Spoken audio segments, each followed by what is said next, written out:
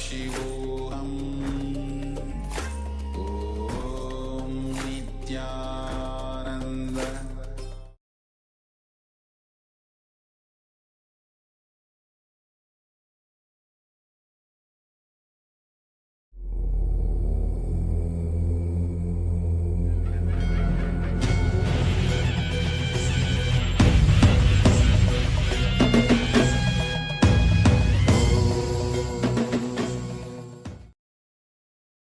Welcome to the Pratama Vinyasa Krama 108 Asana sequence of Nityananda Yoga. Before we start the yoga session, we request all the male bodies to please remove your upper cloth, for yoga is a ritual, and male bodies remove the upper cloth for any Hindu ritual. All the female bodies, please tie up your hair, and we request all the participants to please wear a black dress, apply vibhuti on your forehead. If you are a male body, apply it on the 16 places over your body. Apply kumkum and any aushadha from the Supreme Pontiff of Hinduism you have available. Wear your Rudraksha mala, the abharanam, to intensify the energy which you can hold throughout the yoga practice. Also, make sure to keep a Shri Yantra, which is a sacred mandala, in your room where you practice the yoga. If you don't have a Shri Yantra available, don't worry. We are projecting it in the background of our acharyas. Now settle down on your yoga mat and get ready for the ritual of yoga. Sit straight with your head, neck and spine in a straight line. Join your hands in Namaskara Mudra in front of your heart center. Close your eyes. Visualize Swamiji in your inner space as we chant the Sadguru Vandanam. Nityanandam Paramasukadam Kevalam Jnanamurtim Dvandvatitam Gaganasadrasham Tattvamasyaadilaksham Ekam Nityam Vimalamachalam Sarvadhi Sakshibhutam Bhavatitam Trigunarahitam Sadgurum Tam Namami. Next, we are going to chant the Shiva Mula mantra. Om Ham Haum Shivaya Namaha 11 times. Please follow along internally. Om Ham Haum Shivaya Namaha. Om Ham Haum Shivaya Namaha. Om Ham Haum Shivaya Namaha. Om Ham Haum Shivaya Namaha. Om Ham Haum Shivaya Namaha. Om Ham Haum Shivaya Namaha. Om Ham Haum Shivaya Namaha. Om Ham Haum Shivaya Namaha. Om Ham Haum Shivaya Namaha. Om Ham Haum Shivaya Namaha. Om Ham Haum Shivaya Namaha. We will be performing the Tadvachamanam, the ritualistic cleansing. Now keep your hand, the right hand, in the shape of a cow's ear in the Gokarana Mudra, as our acharyas are demonstrating. Then take an udani of water, pour it into your right palm. We're going to chant a mantra thrice. Each time, sip the water from the bottom of your palm whenever the word Swadha is chanted. Om Atmatattvam Shodhayami Swadham. Take another udani of water. Om Vidyatattvam Shodhayami Swadham. Pour another udani of water into your palm. Om Shivadattvam Shodhayami Swadham. Now wash your right hand with the water from the Panchapajam and wipe your lips twice with the bottom of your thumb as we chant. Om Ham Hridayaya Namaha. Now wash your hand again.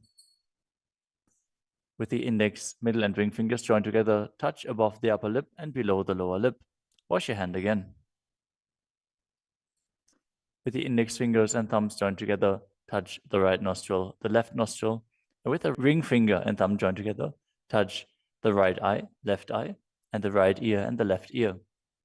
Wash your hand again. With the little finger and thumb joined together, touch the navel, the right chest and the left chest. And with all fingertips joined together, touch on top of the head, the right shoulder, left shoulder, and your heart center. Now wash your hand again. As you clasp the right hand over top of the left, place both hands on the right thigh. Set the sankalpa, the conscious resolution, what it is that you want to manifest today in today's Nityananda Yoga session as we chant the sankalpa mantra.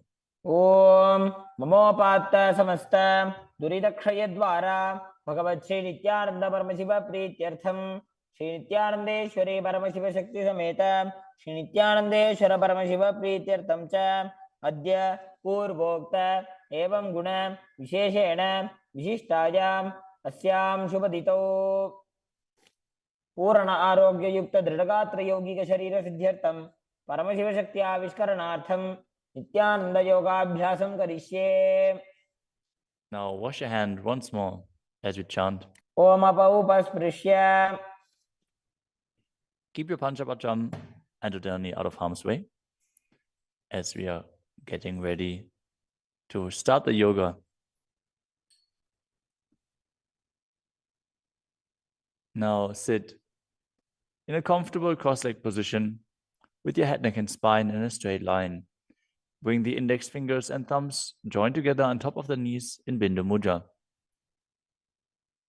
Engage the three bandhas, the energy locks, which are contracting the perineal region and pulling it in and up. The Uddiyana Bandha, the stomach lock, contracting your stomach muscles and pulling your stomach in and up towards your spine. And the Jalandhara Bandha, the throat lock, tucking your chin to the chest and internally contracting your throat muscles. Together they form Mahamudra Bandha, which is a great secret of the yogic practice and will enhance your yoga practice manifold. Next up is the visualization. Hold the visualization for the right context of each of the asanas. The first visualization is Lord Shiva. You will always be able to see the visualization in the top right corner of the screen.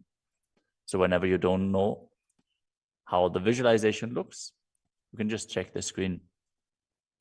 Next up is Samana Kumbhaka. Now fill your stomach with prana as you meditate on a flame in your stomach, kindling the prana and raising up your spine. Chant the japa soham and visualize it rotating around your throat until the nectar oozes out into your body. Let us now perform the first asana, which is Sukhasana. तत्सुखासनमित्युक्तम् अशक्तस्तत्समाचरेत् आसनं विजितं येन जितं तेन जगत्त्रयम्. The next asana is Parvatasana. Now bring your legs into Padmasana with the feet on top of the opposite thighs. Then bring your palms together in Anjali Mudra and raise them up above your head, keeping your elbows straight. Engage all three bandhas, Mahamudra Bandha, as you visualize yourself as Mount Kailash. अथ वक्षे Mahadev पर्वतासनमङ्गलम्. The next asana is Halipavasana. Now bring the soles of your feet together in front of your body and hold the left hand by the right behind your back. As you lean forward and place your forehead on the ground behind your heels. Engage all three bandhas as you gaze to the nose and visualize Swamiji in your inner space. पूर्वविधियाहु मे जानो उभय पकतली संपुटठानो.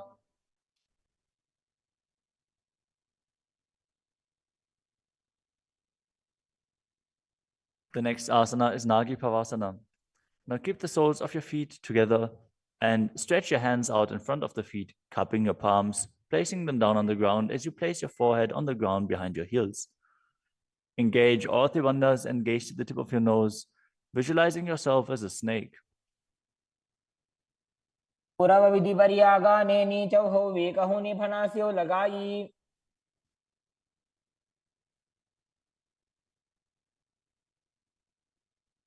Next up is Kokilasana.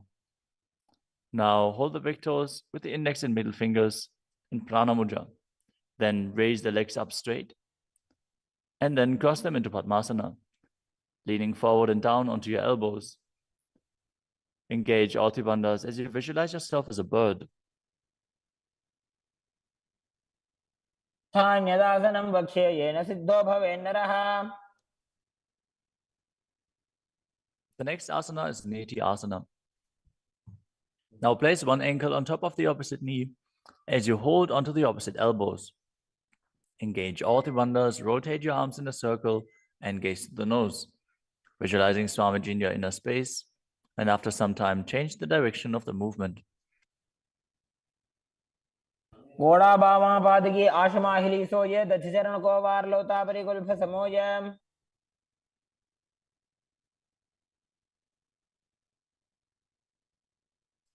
The next asana is Gajasana. Now press your hands onto the ground, lifting your hips up high. Lower your head, then your chest, scooping the body forward and down again and again as you visualize yourself as an elephant. And perform Uddiyana Bandha, the stomach lock, and Mula Bandha, the root lock, as you do so. निब्जं पादाग्रे भूमौ कृत्वा लम्बी भूया मस्तकाग्रे निधाय.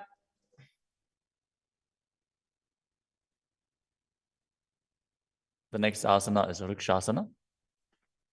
From the same position, alternate pressing the heel of one foot into the ground while lifting the other heel up. Visualize yourself as a bear as you keep Uddiyana Bandha and Mula Bandha engaged. एकैकं पादमाकुञ्च्य गजासनं कुर्यात् वृक्षासनं भवति. The next asana is Vaishyasana. Now stand tall on the mat with the tips of the on the tips of the big toes, with all other toes raised off the ground. As you keep your head, neck, and spine in a straight line, and bring your index, middle, and ring fingers to the heart center in Hridaya Mudra. Visualize Swamiji in your inner space and perform Uddiyana Bandha and Mula Bandha. केशेन पादयुगलं बद्ध्वा तिष्ठेत अधोमुखः.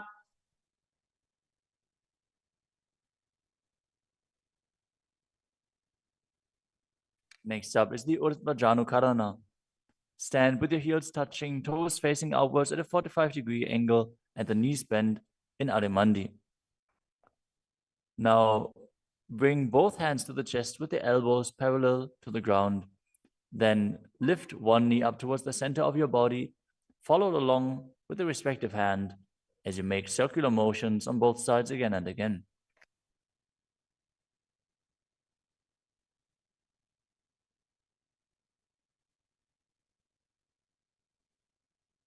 The next asana is Balalingasana. Now interlace your fingers from the outside in Sarvashankari Mudra and hold on to one knee, pulling it up towards your chest. Keep your head, neck, and spine in a straight line and visualize yourself holding a baby as you engage all three bandhas, Mahamudra Bandha.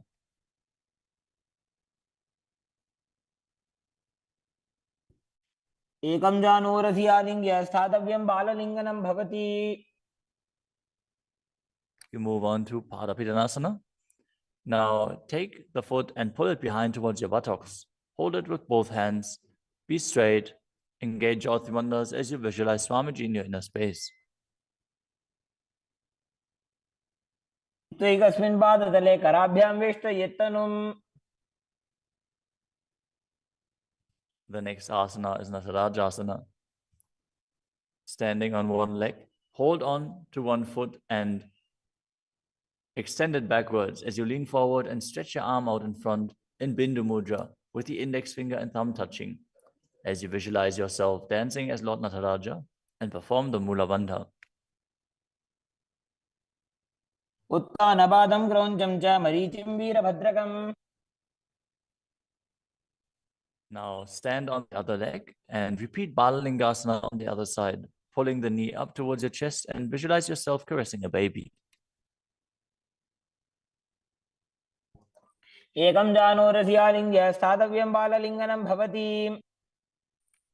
Now repeat Padapidanasana on the other side. Pull the other foot towards your buttocks and visualize Swamiji in your inner space, engaging all three bandhas. स्थित्वैकस्मिन् पादतले कराभ्यां वेष्टयेत्तनुम्. Now repeat Natarajasana on the other side, visualizing yourself as Lord Nataraja. पादं क्रौञ्चं च मरीचिं वीरभद्रकम्.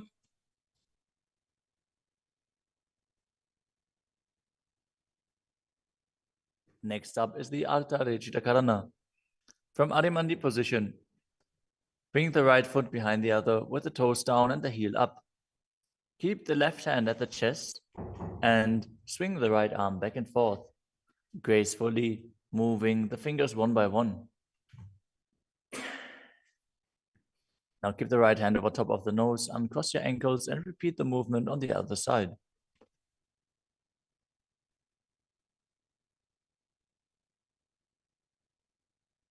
Next up is the skeleton dance. Now visualize yourself as a skeleton as you shake your body intensely.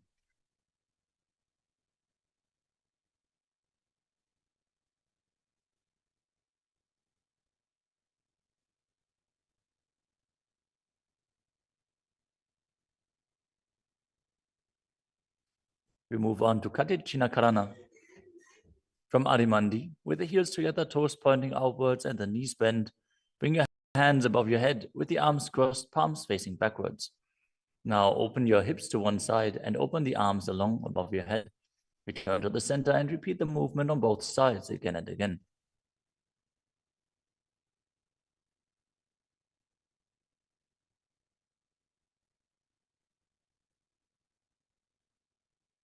The next asana is Tadasana. Now stand tall on the tips of the big toes as you raise your hands up above your head, beside your ears.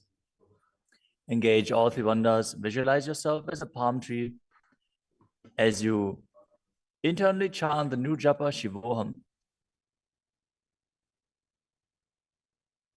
महामुद्राबद्ध कोनो ताड़ासन विभेदकान्.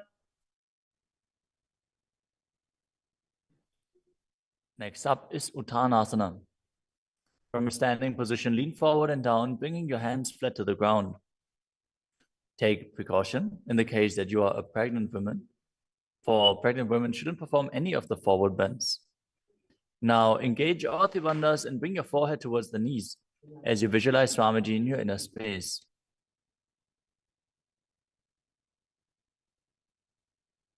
महामुद्राबद्ध कोनो ताड़ासन विभेदकान्.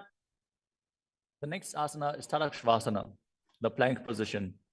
Now lower your body down onto your arms and feet as you tuck your chin to the chest and rotate your head from side to side, contracting your perineal region. Visualize Swamiji in your inner space. Keep breathing in the Samana Kumbhaka, filling your stomach with prana and visualizing a flame rising up your spine. गजासनवस्थित्वा मस्तकं वारं वारं दक्षिणकुक्षिं सव्यकुक्षिं नजेत्. The next asana is Bhujangasana. Now lower your entire body down onto your stomach as you keep the toes pointing backwards and your hands next to the chest. Now raise your head up using the strength of your lower back. Don't lift your body any higher than your belly button up. And open your mouth wide as you inhale through the hollow of your throat in Bhujangani Mudra. Visualize yourself as a cobra as you perform the Mula Bandha. अंगुष्ठनाभिपर्यन्तम् अधोभूमौ विनिन्यसेत्. The next asana is Shashasana. Now push your body up back into plank position and alternate bringing one knee in towards your chest back and forth as you visualize Swamiji in your inner space and calmly breathe through your nose in Sahadra Kumbhaka. जासन संस्थितो जानुद्वयमाकुञ्च्य वारं वारं कर्तव्यं शशासनं भवति. The next asana is Rathasana. From a tall plank position, place one foot in between the two hands as you simultaneously jump one foot back and bring the other one in between the hands. Alternate again and again as you visualize yourself as a chariot. गजासन संस्थितो एकैकं पादं पुरोमार्गेण भ्रामयित्वा कर्तव्यं रथासनं भवति. The next asana is Viravatrasana. Now keep one foot flat on the ground with the toes pointing forwards and the knee bent at a 90-degree angle. Now extend the other leg back, keep the knee straight and the toes pointed outwards. Raise your arms up parallel, pull the stomach in and up and gaze to your third eye, visualizing yourself as Lord Virabhadra as you perform Uddiyana Bandha and Mula Bandha. आशिष्टमदकौण्डिन्यमूर्धकुक्कुटमेव च. Now exchange the position of your feet and repeat Virabhadrasana on the other side. मदकौण्डिन्यमूर्धकुक्कुटमेव च. The next asana is Vrikshasana, the tree posture. Now stand and bring one foot to the inner thigh as you bring your palms together in Anjali Mudra and raise them up above your head. Keep your elbows straight as you gaze forward and visualize yourself as a tree. अमोरुमूलदेशे च जाम्यं पादं निधायतु. The next asana is Garudasana. Now bring the raised leg to the opposite hip. Join your hands in Namaskara Mudra in front of your heart center as you visualize yourself as Lord Garuda and engage the Mula Bandha. गरुडासनमावक्षे येन ध्यानं स्थिरं भवेत्. Now stand on your other leg and repeat Vrikshasana on the other side. वामोरुमूलदेशे च जाम्यं पादं निधायतु. Now repeat Garudasana on the other side, keeping the standing leg as straight as a rod and visualizing yourself as Lord Garuda. गरुडासनमावक्षे येन ध्यानं स्थिरं भवेत्. The next asana is Trikonasana. Now stand and step one leg forward and the other one far back, keeping the front toes pointing forwards and the back toes facing sideways. Now bring your hands parallel to the ground and lean forward and down as you keep one hand down and the other one raised up. Gaze upwards, visualizing yourself as a triangle as you perform the Mula Bandha. उत्तानपादं क्रौञ्चं च मरीचिं वीरभद्रकम्. Exchange the position of your feet. Step the other leg forward as you repeat Trikonasana on the other side. उत्तानपादं क्रौञ्चं च मरीचिं वीरभद्रकम्.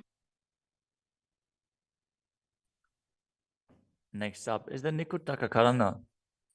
From Arimandi position, heels touching, toes pointing outwards and the knees bent, raise one heel off the ground and bring your hands in front of the heart center with the palms facing each other. Now stump the rest heel to the ground, raise the other heel up and exchange the position of your hands again and again.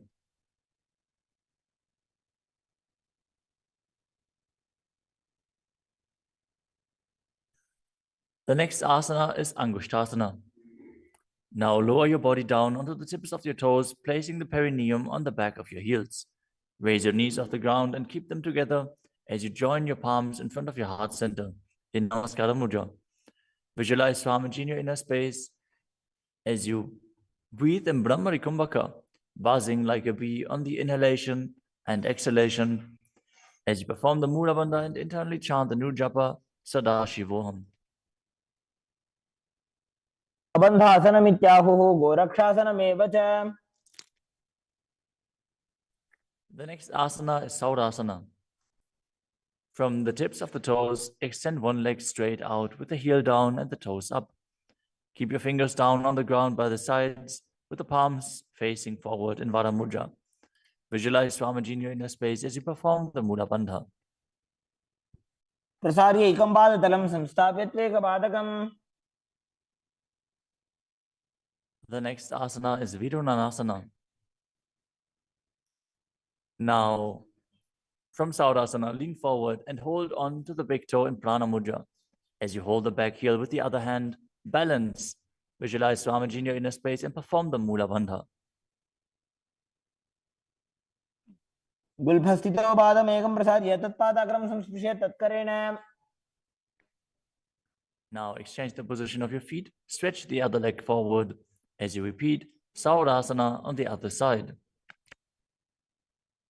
प्रसार्य एकं पादतलं संस्थाप्य त्वेकपादकम्. Now again, lean forward and down, holding on to the front foot and the back heel. Repeating Vidunanasana on the other side. स्थितो पादमेकं प्रसार्य तत्पादाग्रं संस्पृश्य तत्करेण. The next asana is Brahmajarankushasana. As you keep the toes on the ground and the perineum placed on top of the heels, which are raised off the ground, keep a gap between your legs and place the back of your hands on top of the respective knees. Contract the perineal region and tuck your chin to the chest as you gaze in between the two hands in Shambhavi Mudra, with eyes opened wide, unblinking, actually gazing within. As you visualize Swamiji within and perform the Jalandhara Bandha and Mula Bandha. द्वौ भणपाणि होय वैसे AD mail रघुदानि वैसे. The next asana is Kapilasana. Now drop your knees to the ground with the toes tucked behind, sitting your perineum on the heels. As you keep your hands on top of the respective thighs and pull your stomach in and up, contract the perineal region, gaze to the tip of the nose and visualize yourself as Sage Kapila Muni. उभय पगदली समटारावे तिनकी Mahuli core मिलावे।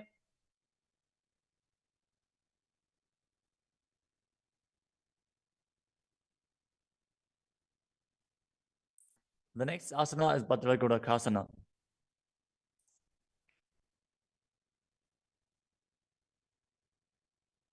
Maintain the same position as you shift your gaze up to the third eye.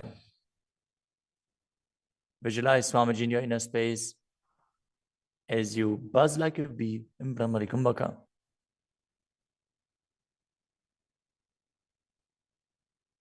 दो वो पगदली संपुट करे कोरवारली भूपरि धरे।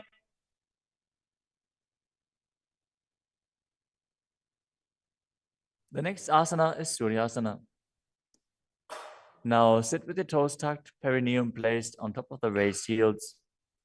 As you bring your thumbs and little fingers together in Padma Mudra, opening up the palms resembling a lotus flower.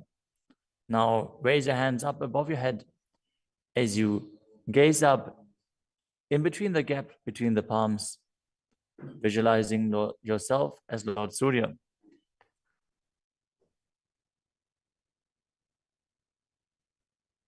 AD दो गुदातरी आने फना पानी बैठक अब निठाने। The next asana is Mandukasana. Now sit with the toes flat, perineum on the heels. As you keep your hands on top of the knees, lift the tongue up against the roof of your mouth. As you catch the nectar of immortality dripping from the Sahasrara chakra with your frog tongue, as you visualize yourself as a frog in Manduki Mudra. Gaze to your third eye, breathe calmly through your nose in Sahajra Kumbhaka as you perform the Mula Bandha. तलो पृष्ठ देशे अंगुष्ठे द्वे च संस्पृशेत्।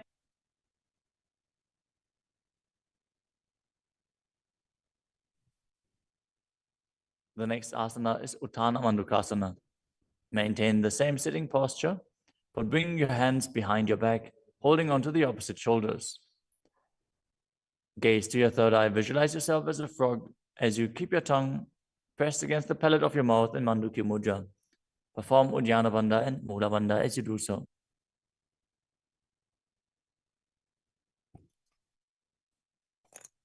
मंडूकासन मध्यस्थं कुर्पराभ्यां धृतं शिरः। The next asana is Simhasana. Now cross your ankles and sit on your feet.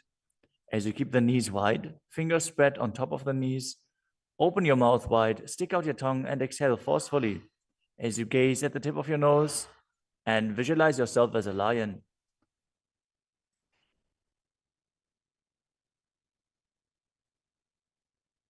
दक्षिणं सव्यगुल्फेन दक्षिणेन ततेतरम्। The next asana is Bhadrasana. Now sit with your heels under the perineum, the knees open wide, then cross your hands behind your back and hold onto the big toes in Prana Mudra. As you gaze at the tip of your nose, visualize Swamiji in your inner space and return to buzzing like a bee in Brahmari Kumbhaka.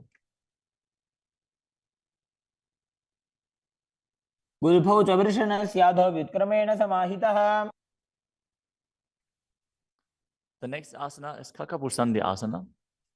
Now squat and keep the feet flat on the ground as you keep your knees opened wide and bring your arms in and around the raised knees.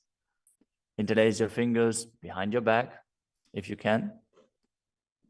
As you visualize yourself as a crow and gaze to the tip of your nose as you engage the Mula Bandha.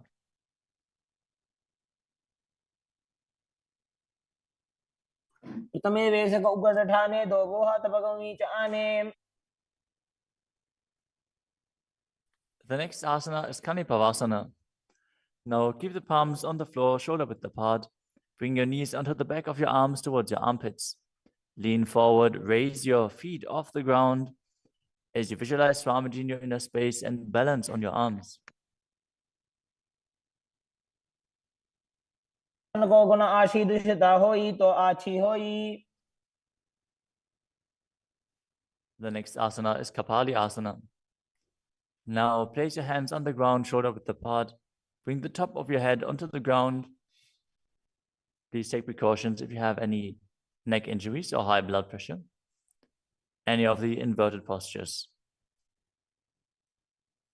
Now bring your knees onto the elbows, your hips over the shoulders, and straighten your legs up as you gaze to the nose and visualize Swamiji in your inner space.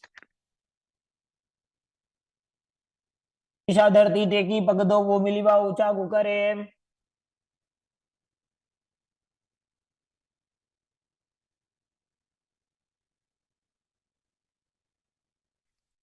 The next asana is Parshvamayurasana. Now squat on the toes with the legs together, twist your body and place both hands to the side as you align your elbows with the knee and hip and lean onto your arms, balance, extending your legs to the side. Gaze to your third eye as you visualize yourself as a peacock and exhale fully in Rechaka Kumbhaka as you hold your breath in the exhaled state. Perform the Mula Bandha as you do so. मयूरं दंडवत् कुर्यान् मायूरं दंड नामकम्. Now twist your body in the other direction and repeat Parshvamayurasana on the other side. मयूरं दंडवत् कुर्यान् मायूरं दंड नामकम्. The next asana is Bhairaganathasana. Now place both hands on the ground, shoulder width apart. Stretch your legs back straight into Tadakshvasana, the plank position. As you step one foot outside the respective shoulder and bring it in between the two hands. Gaze to your third eye. Visualize yourself as Lord Kala Vaidava. As you breathe in your Rechaka Kumbhaka and perform the Mula Bandha. आसन की गुण पीती जागी. Now step the front foot back and step the other foot outside the shoulder in between the hands. Gaze to your third eye in Shambhavi Mudra with the eyes open wide, unblinking, as you visualize yourself as Lord Kala Bhairava.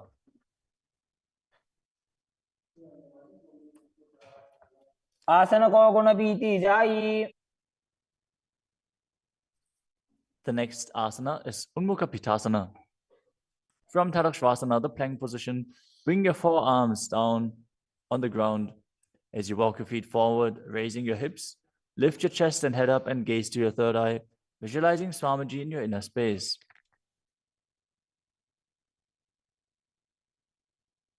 भून्यस्थो जानुनी हस्तौ चतुष्पदम वाङ्मुखम्.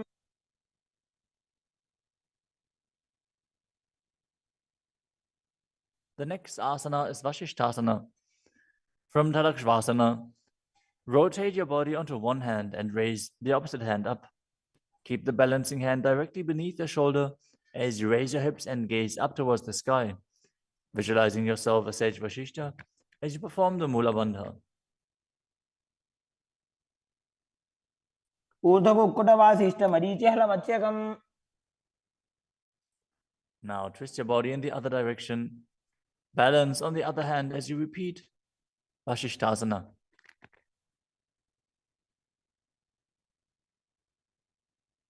ऊर्ध्वकुक्कुटवासिष्ठ मरीचि हलमच्यकम्. Now come to a seated position and extend your legs out in front with the heel down and the toes pointing up.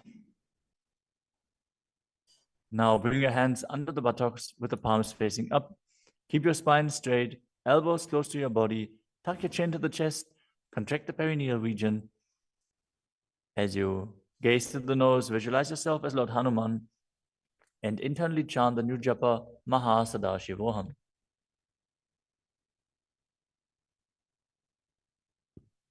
दो Booker की उभय हथेली कोरवारली मैले भेली.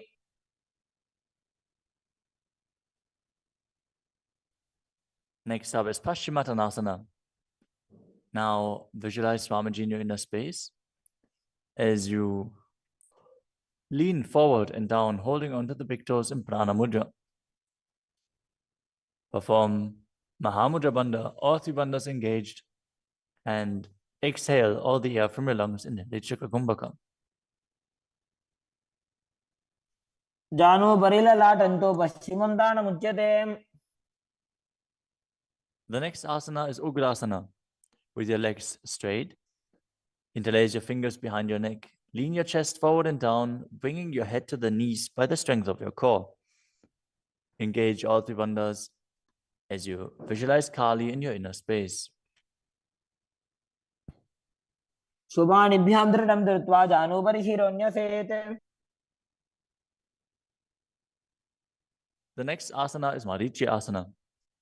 Now, sit with the legs extended, bring one heel to the groin with the knee raised, and reach your arm in and around the raised knee as you clasp your hands behind your back. Bring your chest to the thighs, head to the knee, and visualize yourself as Sage Marichi.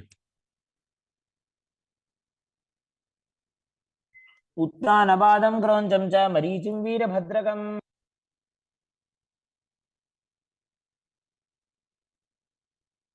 Now drop the knee down to the ground and lean forward, holding onto the front foot with both hands.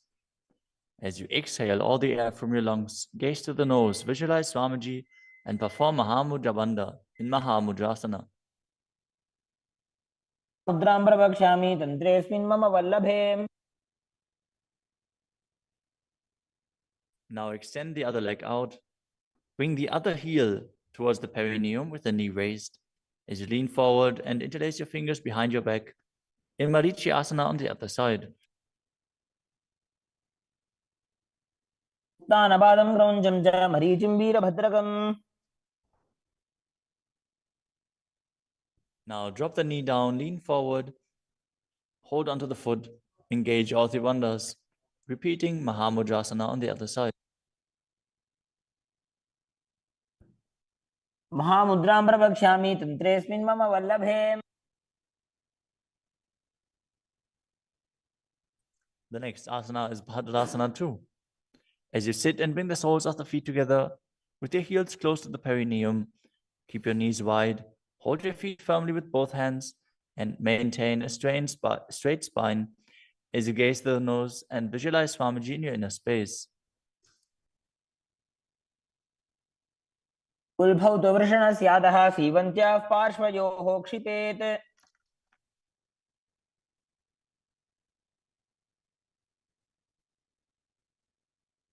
The next asana is Gvalipavasana. From Bhadrasana, extend your feet away from your body. Keep the toes together, heels apart, knees wide open. As you place your hands on the respective knees, tuck your chin to the chest and gaze to the nose. Visualize Swamiji in your inner space. Perform the Jalandhara Bandha and Mula Bandha. ध्रुवचरपट चौक कख्यो सोई वाही विधियों की जय सोई. The next asana is Joni Asana. Now sit, keep the soles of the feet together and the heels close to your perineum as you visualize the Yoni Mandala, which is projected on the screen. Now hold the soles of the feet as you lean forward and down and bring the forehead to the feet as you gaze to the nose and perform the Mula Bandha. दो भगतली संपुट करे एड़ी मेड़ के ढिंग धरे.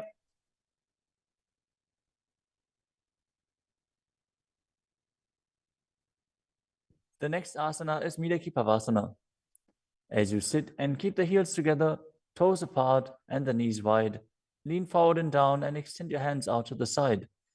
Keep the palms facing down on the ground to the sides as you bring your forehead to the ground behind your heels. Gaze to your nose, visualize Swamiji and perform the Mula Bandha.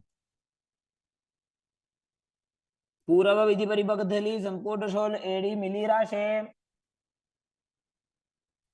Next up is Siddha Samadhi Asana. Now sit and keep the toes together, heels apart, as you bring your arms below the shins, extend them out to the sides and keep the palms facing up. Bring your forehead to the ground above your feet as you bring your toes near your throat if you can. Gaze to the tip of your nose, visualize Lord Surya in your inner space and perform the Mula Bandha. दो भूपगतली संपुट करे, शोले मेड़ आगा में धरे. Next up is Chinaki Pavasana. Now sit and keep the heels together, toes apart, as you hold the feet and open them up like a book, bringing the backs of your hands onto the ground and the elbows pressing down on the thighs. Gaze at the nose and visualize Swamiji in your inner space. दो बगांगी एड़ी धरती मगिवा मेड़ लगावे. The next asana is Chadapata Chukasana. Sit and bring the soles of the feet together with the heels at your perineum. Open the knees and place your hands on top of the knees as you gently press them down. Pull your stomach in and up, gaze to your third eye as you visualize Swamiji in your inner space. दो भूपगतली संपुट धारे, आगा ने कर jar पसारे.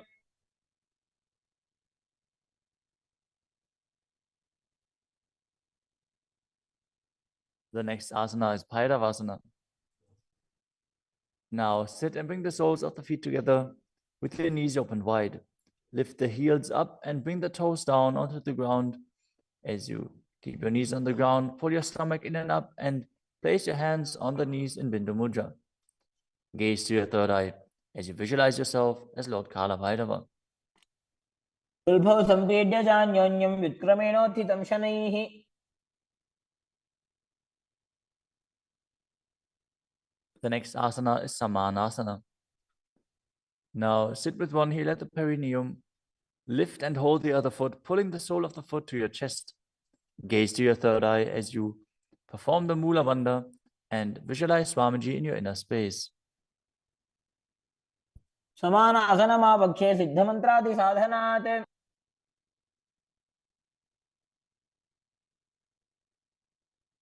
The next asana is Apanasana. As you sit, place one leg on top of the respective shoulder and raise the other foot upwards and straight. Keep the hands on the ground to the sides as you gaze to your third eye and visualize Swamiji in your inner space. परं पादमेकं च स्कन्धे चारोपि यत्नतः. Now repeat Samanasana on the other side. Bring the other heel towards your perineum and pull the opposite foot towards your chest.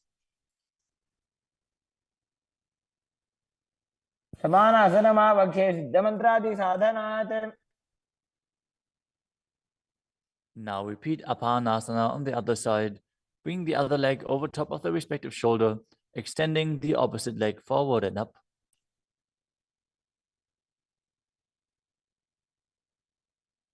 परं पादमेकं च स्कन्धे चारोपि यत्नतः.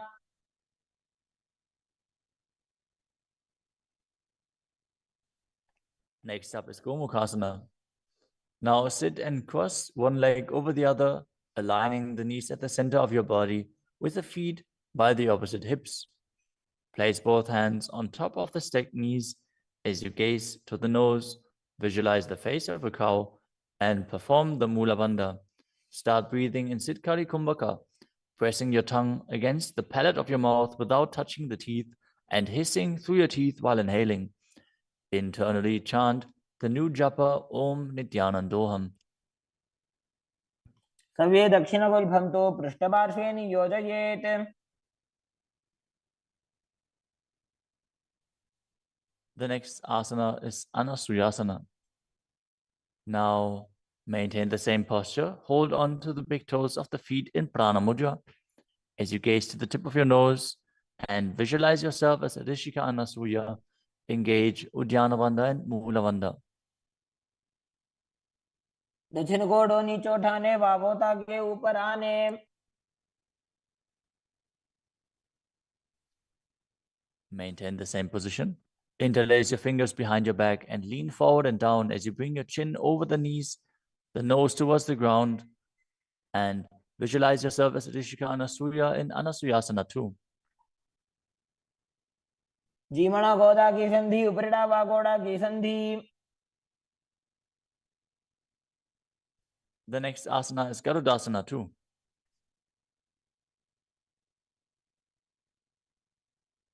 Now sit on the ground with one heel pressed against the perineum. As you keep the opposite foot flat on the ground with the knee raised to your chest. Keep the hands on the respective knee. As you visualize yourself as Lord Garuda, gaze to the nose and perform the Mula Bandha. దావోపగమోడి ఏడి మాహిలో గుల్ఫ మూలద్వారని చైదే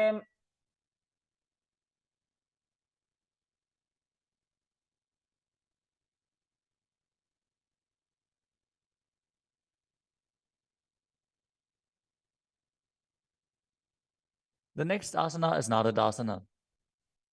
Now, sit and place your perineum on top of one heel as you interlace your fingers behind your neck and twist your elbows outside of the raised knee. Gaze to your third eye and visualize yourself as Secunadada as you perform the Mula Bandha. पिष्टिजवाम पगदली केरी भूपरिता हिलगा बेफेरी. Next up is Matsya Pitakasana. Now place one foot on top of the opposite thigh, wrap the respective arm around the knee, holding onto the opposite shin as you hold the big toes with the other hand in Prana Mudra. Visualize yourself as Matsya, the fish avatar of Lord Vishnu, as you perform the Mula Bandha. नवामाङ्गुष्टन्तो गृहीतं मत्स्यपीठकम्.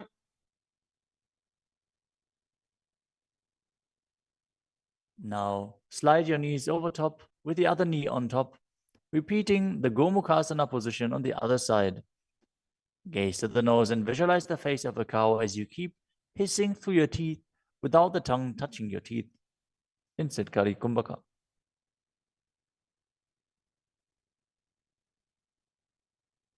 सव्ये दक्षिणगुल्फं तु पृष्ठपार्श्वे नियोजयेत्.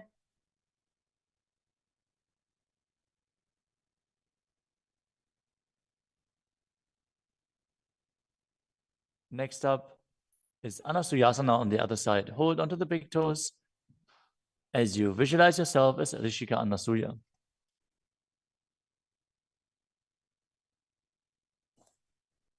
दक्षिण कोड़ो नीचे उठाने वावोता के ऊपर आने.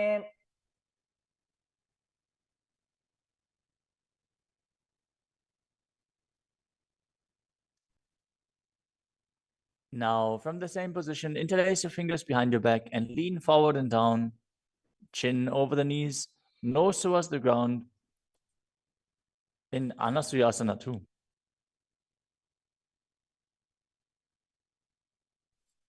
जीमणा गोदा की संधि उपरिड़ा वागोड़ा की संधि.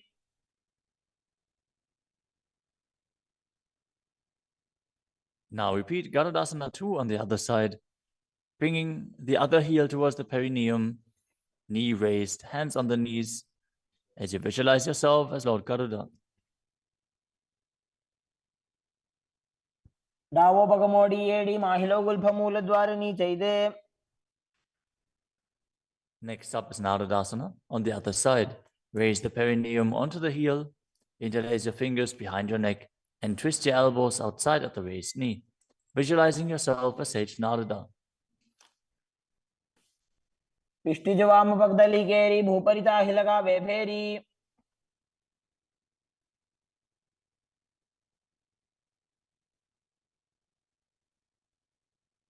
Next up is Matsya Pitakasana on the other side. Now place the other foot on top of the opposite thigh. Hold on to the shin and the big toe of that foot as you visualize Matsya, the fish avatar of Vishnu. वामेन वामाङ्गुष्टन्तो गृहीतं मत्स्यपीठकम्. Next up is Matsindrasana. Now place one foot on top of the opposite thighs as you place the opposite foot on the ground, flat. Twist and bring the elbow outside of the raised knee. Keep your raised arm by the neck. Turn your head back and gaze to your third eye, visualizing Matsyendranath, the great sage and master of Hatha Yoga.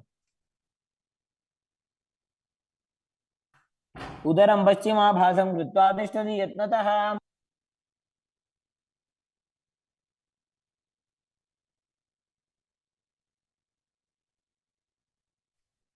The next asana is Kubhasana. From Matsyendrasana, twist and bring your elbow outside of the raised knee as you extend your hand down to the foot, keeping the opposite hand at the respective ear. Twist your body back, Gaze back and up towards your third eye, visualizing yourself as a camel. आसन को गुण झोल हो जाए. Next up is Matsyendrasana 2. Keeping the hand extended down towards the foot, place your hand behind your body onto the ground as you gaze up to your third eye and visualize Matsyendranath.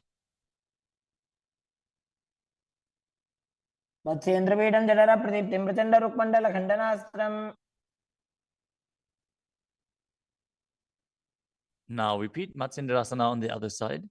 Extend the other leg out. Bring the opposite foot onto the thigh as you twist your elbow outside of the raised knee and gaze back.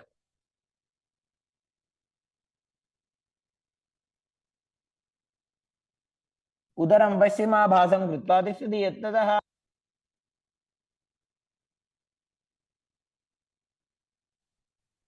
The next asana is Kubhasana on the other side.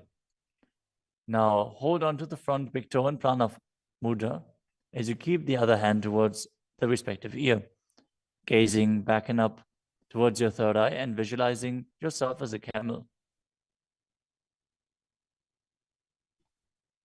आसन को गुण झोल हो जाए. The hand to the ground behind you, twist your body even further as you visualize Matsyendranath in Matsyendrasana 2.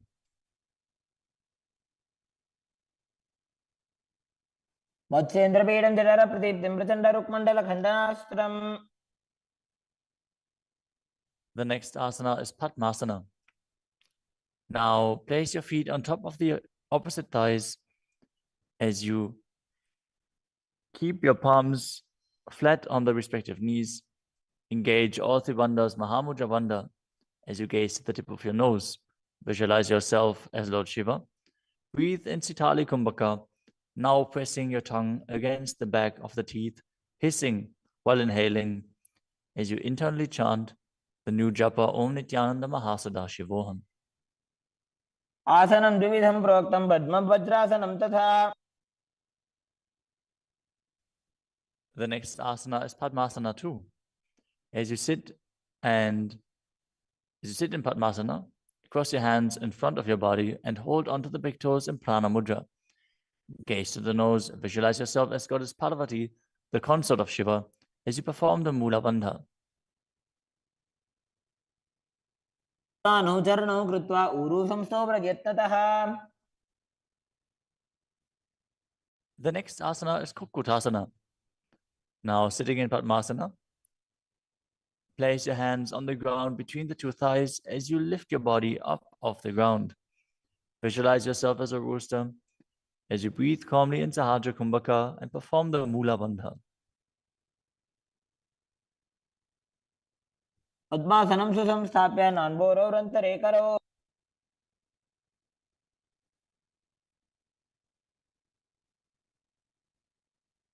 The next asana is Baddha Keki Asana. From Padmasana, raise up onto the knees as you bring your hands flat on the ground with the fingers pointing backwards. Keep the elbows together, press them against the navel, and then lean forward.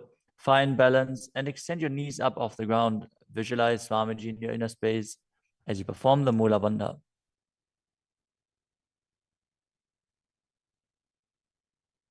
धरामवष्टभ्यकरद्वयेन तत्पूर्वपरि स्थापिता नाभिपार्श्वः.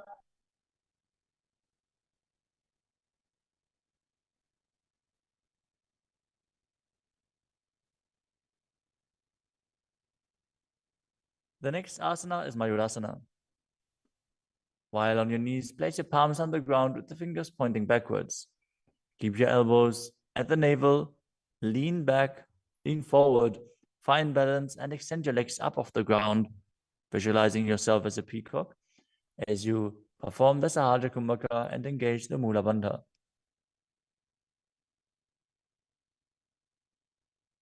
अथ वक्षे Mahadev मयूरासनमुत्तमम्.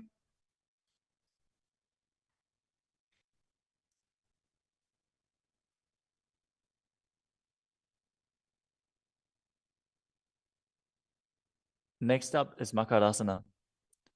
Lay down on your stomach with the feet pointing outwards and the forehead on the mat. Interlace your fingers behind your neck. As you visualize yourself as a crocodile and perform the Mula Bandha. अध्यासशेते हृदयं निधाय भूमौ च पादौ च प्रसाद्यमानौ. As you lay on your stomach, place your hands on the ground beside your chest. Raise your legs up, bring the thighs off the ground, visualizing yourself as a locust. In Shalabhasana.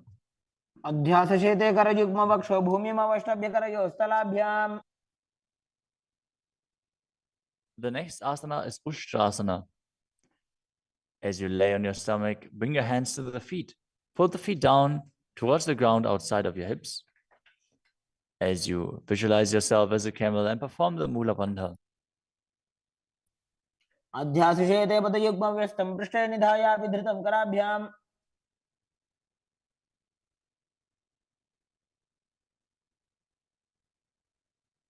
The next asana is Dhanurasana. From Ushtrasana, tighten the grip on your feet and kick the legs back and up as you lean forward and lift your chest off the ground. Gaze up to your third eye and visualize yourself as Pinaka, Lord Shiva's bow. Perform the Mula Bandha as you do so.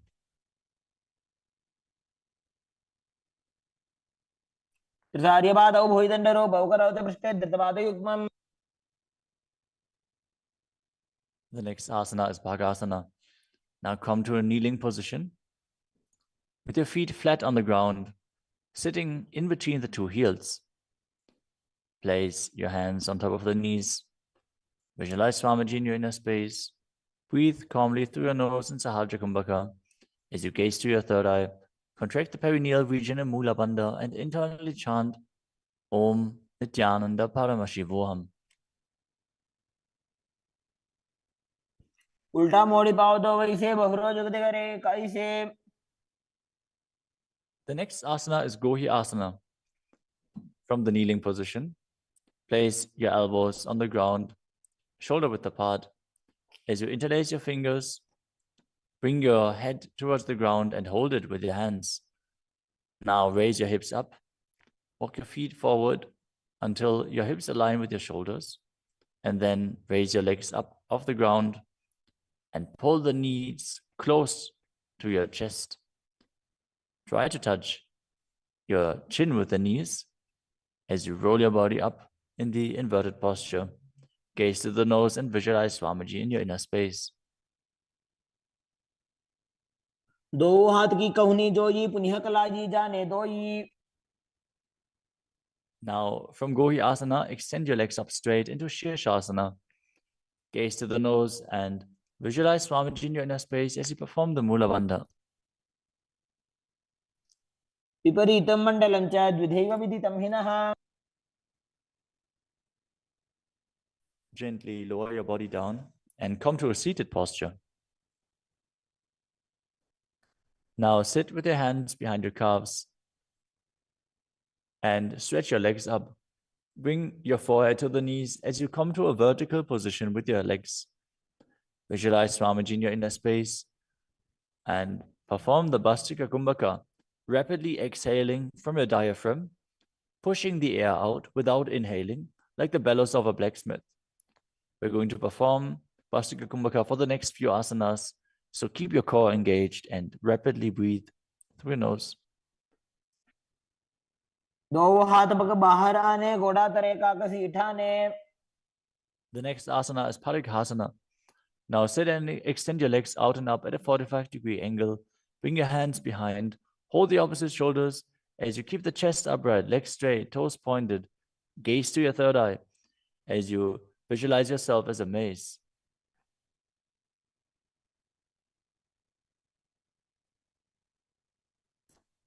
उत्तानशयनं कृत्वा पादौ मिलित्वा प्रसार्य. Keep breathing rapidly as you sit and extend your legs out and up at a 45-degree angle.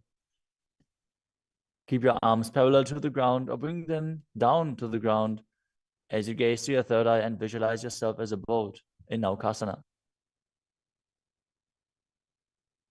तानसेनं कुर्पराभ्यां भूमिमवष्टभ्य. Next up is Rudrasana. Now sit and lift your feet up. Scoop your hands under the heels and pull the feet towards your chest. Keep your spine upright, gaze to the nose as you visualize yourself as Lord Rudra. Perform the Mula Bandha as you do so. पगदली संपुटक हाथस्योपक उचायी. The next asana is Unmukha Pitasana too. Now lay down on your back with the feet flat on the ground, the knees raised up. Bring your palms down to the ground with the fingers just touching the back of your heels. Lift your hips up high. Press the feet into the ground as you tuck your chin to the chest, gaze to the nose, and visualize Swamiji in your inner space. ऊर्ध्वे च जानुनी कृत्वा शवित्वोर्ध्वमुखं तथा उत्थाप्य हस्तौ तिष्ठेत्तु पीठ उन्मुखनामके. Now lower your body down flat onto the ground. Keep the palms facing up next to your hips. As you contract the perineal region and forcefully pull the Kundalini Shakti up along your spine towards your Sahasrara Chakra in Shakti Chalan Mudra. Relax. Completely unclutch from any micro movements of the body and mind. As you visualize that your body is dead and the Supreme Pontiff of Hinduism, Swamiji, is liberating you. Internally chant the Mahavakya, Om Nityananda Paramashivoham.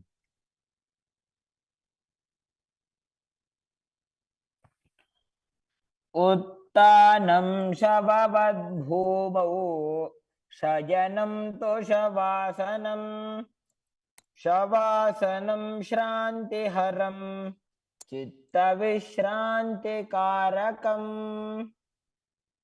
ॐ नित्यानन्द परमशिवोऽहम् ॐ नित्यानन्द परमशिवोऽहम् ॐ नित्यानन्द परमशिवोऽहम् ॐ नित्यानन्द परमशिवोऽहम् ॐ नित्यानन्द परमशिवोऽहम् ॐ नित्यानन्द परमशिवोऽहम् ॐ नित्यानन्द परमशिवोऽहम् ॐ नित्यानन्द परमशिवोऽहम् ॐ नित्यानन्द परमशिवोऽहम् ॐ नित्यानन्द परमशिवोऽहम् ॐ नित्यानन्द परमशिवोऽहम् ॐ नित्यानन्द परमशिवोऽहम् ॐ नित्यानन्द परमशिवोऽहम्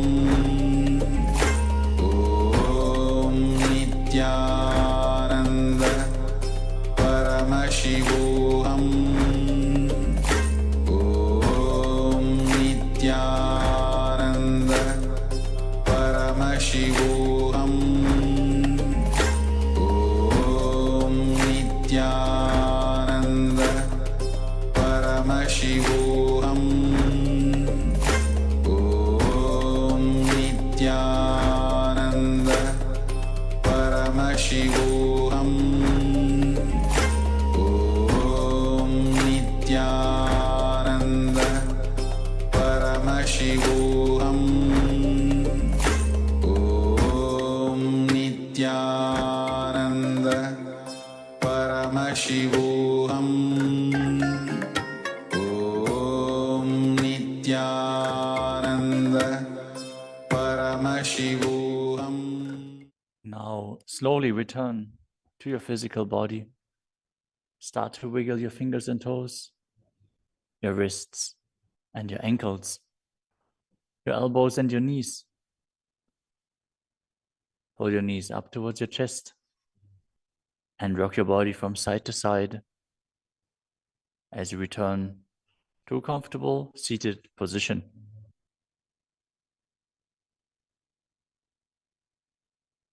Congratulations! You completed the first 108 asanas of the sequence, which are the Pratama Vinyasa Krama. We are now going to continue the sequence with the next asana, which is Yathasana Nishthasana. Now sit in a posture that brings ease to your physical and mental space. Bring your hands on top of the knees in Bindu Mudra. Visualize Swamiji in your inner space. Breathe in Samana Kumbhaka, filling your stomach with prana and meditating on the flame kindling in your stomach as you perform the Mula Bandha and internally chant the Mahavakya, Om Nityananda Paramashivoham.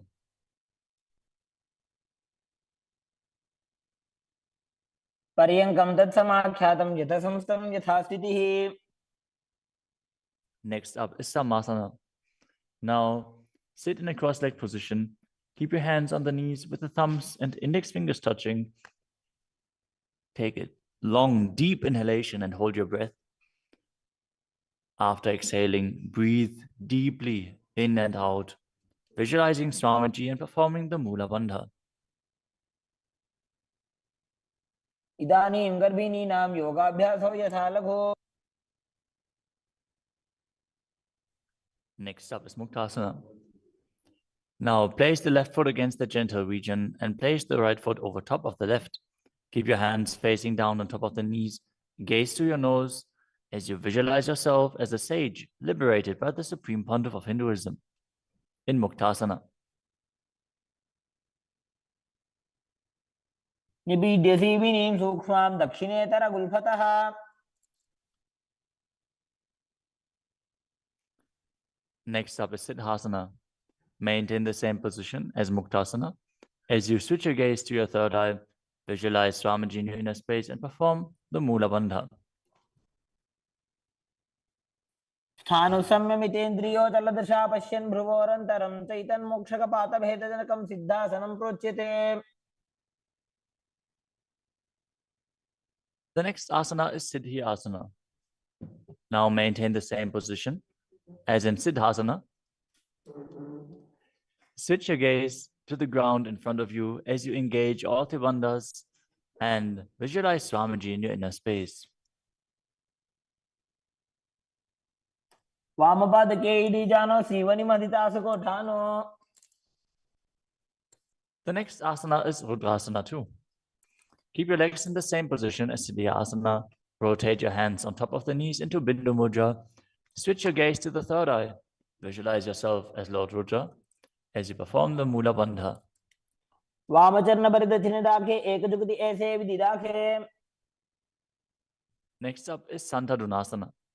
Now maintain the same position. Switch your gaze to the nose and embody tranquility and an unshakable nature. आसन की गुण मन की चंचलता मीटे. Next up is Siddhasana too. Maintain one heel on top of the other as you bring your hands to the navel, cupping your palms over the other, resembling a lotus flower in Samputa Mudra as you visualize Swamiji in your inner space and perform the Mula Bandha. ऋजुकाय समासीन सिद्धासनमुदीरितम्. The next asana is Bandha Yoni Asana. In this asana, we are going to perform the Shanmukhi Mudra, which can increase blood pressure. So if you have blood pressure related issues, don't perform this asana. At least pay attention to your body and practice caution. Now set your sankalpa of manifesting through the womb of creation as you maintain the same sitting posture, and then exhale fully as you bring your little fingers beneath the bottom lip, ring fingers above the upper lip, middle fingers closing the nostrils, ring fingers over the eyes, and the thumbs closing the ears. मध्ये महादेव बन्धयोन्यासने शृणु. The next asana is Virasana. Place one foot on the thigh and the other foot under the opposite thigh. Touch your thumb and index fingers together in Bindu Mudra. Place them on top of the knees as you embody the space and state of bravery. Vida. एकं पादमथैकस्मिन् विन्यस्योरुणि संस्थितः. The next asana is Valmikasana. Now keep the left heel on the right side of the regenerative organs and the toes under the thigh, with the right foot on top of the left, with the toes by the knee. Keep your hands on the knees, thumbs and index fingers touching.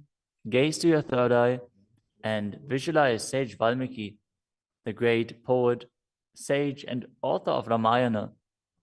डावा पग की पगदली पुनी एड़ी है Zoya. The next asana is Joni Mudrasana.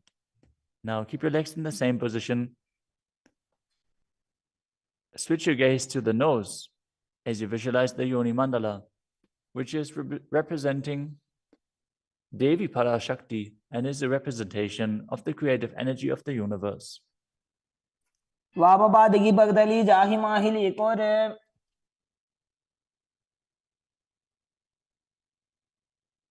Next up is Yoni Asana. Keep your feet and hands in the same position as you switch your gaze to the third eye and keep visualizing the Yoni Mandala, which is projected on the screen. योन्यासनं पर्वतेन योगं योगफलेनिलम्. The next asana is Bhadrasana 3. As you sit and bring the soles of the feet together, holding them with both hands, bring your knees down towards the ground, gazing to the tip of your nose, visualizing Lord Viravaja in your inner space as you perform Uddiyana Bandha and Mula Bandha. गुल्भौ च वृषणस्यादः सीवन्त्याः पार्श्वयोः क्षिपेत्.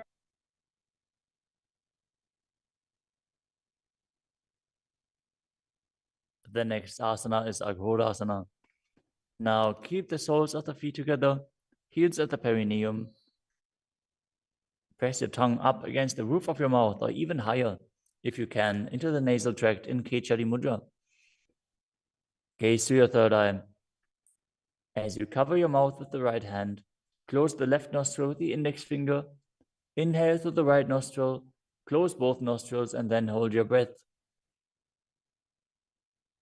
After you exhale through the left nostril, repeat on the other side in Abhyantara Kumbhaka. As you gaze to your third eye, visualize yourself as an Aghori. पूर्वकहो विश्रिका Choi वाही विदिजो कीजे सोयी. Next up is Kanadi Pavasana. Bring the feet together in front, with the toes together and the heels apart. Place your elbows onto the heels as you rest your chin on the palms. Gaze to the tip of your nose and engage Uddiyana Bandha and Mula Bandha. As you perform Rechaka Kumbhaka, fully exhale and hold your breath in the exhaled state as you visualize yourself as a female elephant drinking water.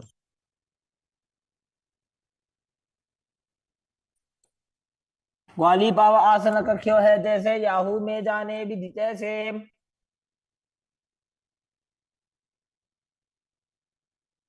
Next up is Padasana.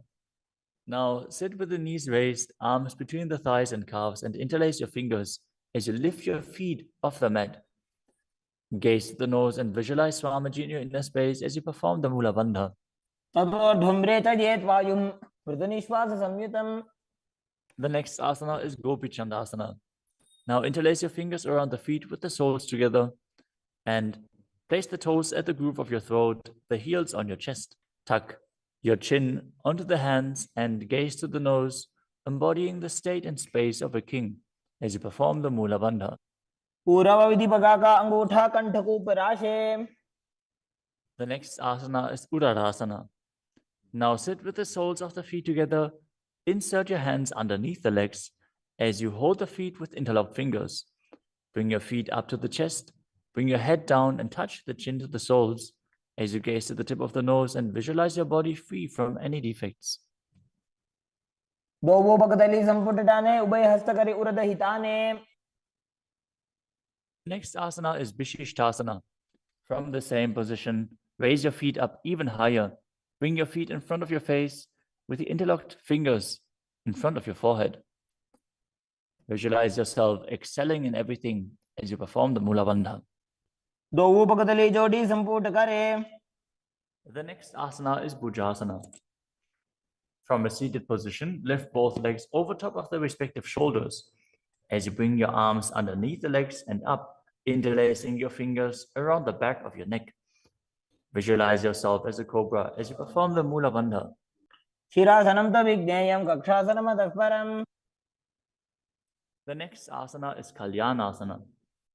Now maintain a seated posture, raise your legs up and bring your elbows under the knees as you wrap your arms around your back with the palms clasped behind.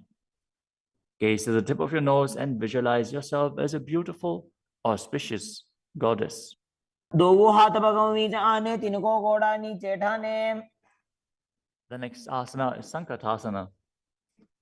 With the left knee on the mat, place the left foot flat on the ground and sit down on the left heel. As you bring the right leg over top of the left, heel close to the hip. Visualize yourself as a swan as you perform the Ujjayi Pranayama, making an ocean-like sound with your mouth as you perform the Mula Bandha. वामपादं चितेर्मूलं संन्यस्य धरणीतले. The next asana is Dhenukasana. Now slide the heel outside of the hip. Visualize a cow in your inner space as you keep your hands on top of the knees. Perform Uddiyana Bandha and Mula Bandha. अनुषागी Nagar पंचडं ऋषिरिन्दगल्यम्नि. The next asana is Machandrasana. Now place the right foot on the left thigh and the left foot on the right knee. Bring the left hand behind your back and hold onto the right thigh. As you place the right hand on the left thigh, twist your body and gaze to your third eye, visualizing Swamiji in your inner space and performing the Mula Bandha. आमजंगभरत चिनटाने वामहस्त बिष्टि दिशा आने. Next up is Machandrasana 2. From Machandrasana, untwist and hold onto the respective big toes in Prana Mudra. As you lean your forehead down so it touches the ground, as you place your chest down on the heels, visualize Swamiji in your inner space and perform the Mula Bandha. प्रथमजी मनो चरण जोई वामजंग परिराखे सोई. Now interlace your fingers and place them on the top knee. Engage all three bandhas, Mahamudra Bandha, as you visualize Swamiji, your Guru, in your inner space in Guru Asana.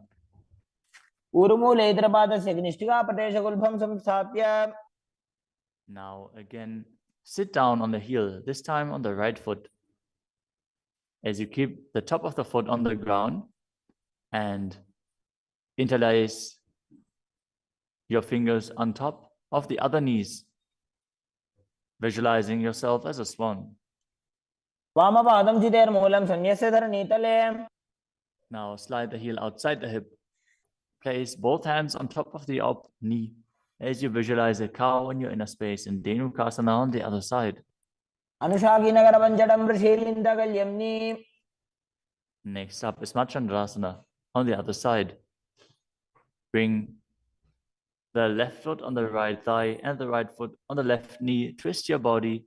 Keep one arm behind your back and hold on to the opposite thighs as you gaze to the third eye and visualize Swamiji in your inner space. आमजंगभरत चिनटाने वामहस्त बिष्टि दिशा आने. Next up is Machandrasana 2. Now hold on to the feet as you lean forward and down, bringing your chest towards the heels and your forehead onto the ground. Visualize Swamiji in your inner space.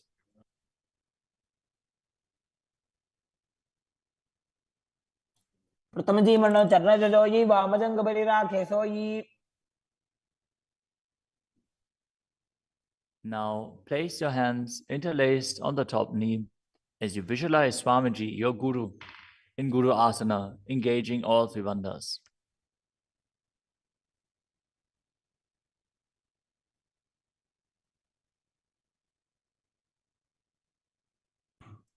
प्रथमजी मनो चरण जोई वामजंग परिराखे सोई. The next asana is Pashasana.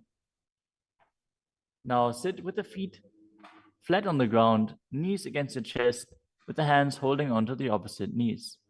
Keep your thighs together, spine straight, the tongue pressed against the roof of your mouth in Kechari Mudra, As you gaze to your third eye and visualize Swamiji in your inner space.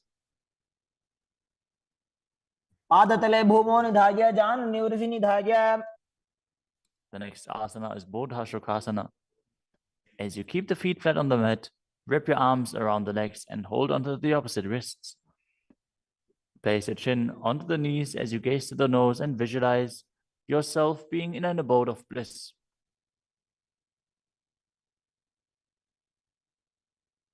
तोबू भगतली Bhupathi धरे कोरमा हिरी ऐसे करे.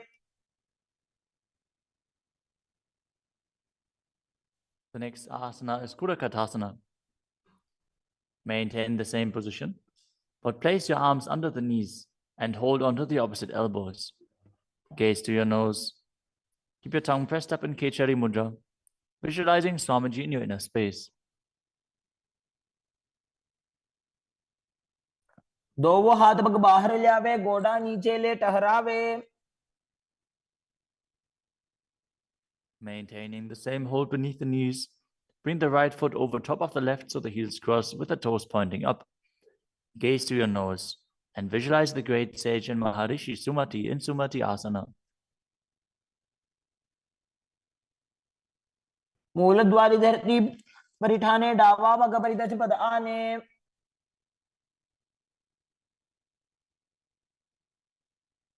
The next asana is Dandasana. Now extend your feet out straight with the arms raised straight above your head. Interlace the fingers with the wrists pointed outwards. As you engage all three bandhas, gaze to the nose. Visualize Swamiji in your inner space. Perform Mahamudra Bandha. इदानीं गर्भिणीनां योगाभ्यासो यथा लघु. The next asana is Arambhasana. Now sit with your legs straight. Hold the big toes in Prana Mudra with index and middle fingers. As you lean your chest forward and down, bring your head to the knees. Inhale through the left nostril and exhale through the right. Perform Nadi Shodhana as you visualize Swamiji in your inner space.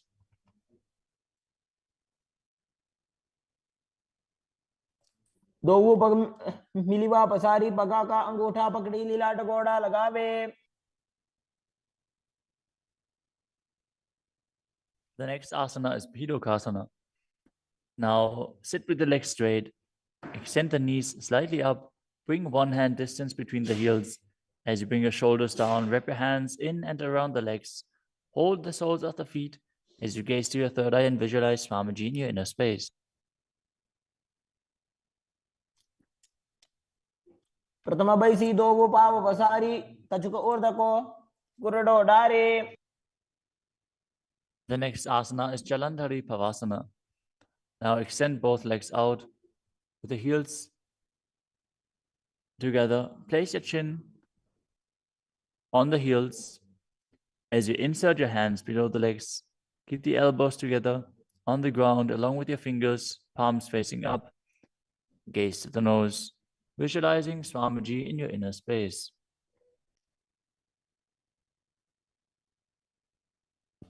दोवो एड़ी मेली के दीजे हाथ पसारी. The next asana is Urdhva Paschimottanasana. As you sit with the legs extended, lift one foot behind the neck.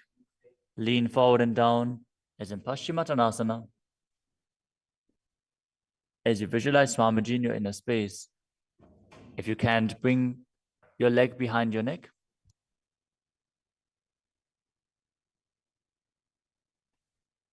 Focus on the prana flowing up from the Muladhara to the Brahmarandha, through the 9 various points within the body, which are the soles of the feet, the regenerative organs, the navel, the heart, the throat, the uvula, the middle of the eyebrows, the forehead, and the Brahmarandha, the crown of the head. Now engage the Mula Bandha as you perform Urdhva Paschimottanasana. पश्चिमतानवत् संस्थितिं कृत्वा एकं पादं ग्रीवायां धृत्वा तिष्ठेत्. The next asana is Anantasana. Now lie on your back, lift the right leg behind the neck. The left hand holds the foot from the top. As you straighten your body, concentrate on the prana moving from Muladhara to Brahmarandhra. Gaze to the nose as you visualize yourself as infinite, endless, or eternal, Ananta. उत्तानशयनि एकैकं पायी ग्रीवाजां विन्यस्य. The next asana is Ankushasana. From Anantasana, rest on the elbow of the hand holding the foot. Concentrate on the prana flowing up as you gaze to the nose and feel in complete control. उत्तानशयित एकैकं पादं ग्रीवाजां विन्यस्य. The next asana is Drishasana. Lie down on the back as you bring your knees to the chest. Encircle your thighs and calves with your arms as you rock your body from side to side, visualizing Swamiji in your inner space. उत्तानशयनं जाननि हृदयवष्टम्भ. Now bring the other leg behind your neck. Repeat Urdhva Paschimottanasana on the other side. Again, if you can't bring your leg behind your neck, just pull it up as high as you can and then lean forward. Hold on to the foot. पश्चिमतानवत् संस्थितिं कृत्वा एकं पादं ग्रीवायां धृत्वा तिष्ठेत्. Now with the leg still behind your back, straighten your body, lay on your back, hold onto the foot with the opposite hand as you gaze to the nose and visualize yourself as being endless. उत्तानशयनि एकैकं पायी ग्रीवाजां विन्यस्य. Now roll onto your elbow and feel in complete control in Ankushasana. उत्तानशयित एकैकं पादं ग्रीवाजां कुर्वन्. The next asana is Yoga Nidrasana. As you lie on your back, lift your legs one by one up behind your head. Hold your hands behind your back as you gaze to the nose. Visualize Swamiji in your inner space and focus on the upward flowing prana. पादाभ्यां वेष्टयेत् कण्ठं हस्ताभ्यां पृष्ठबन्धनम्. The next asana is Atmadhammasana. While laying on your back, raise your legs towards your head, wrap your hands around the legs and interlace your fingers behind your neck. Gaze to the nose as you visualize Lord Vishnu blessing you from within.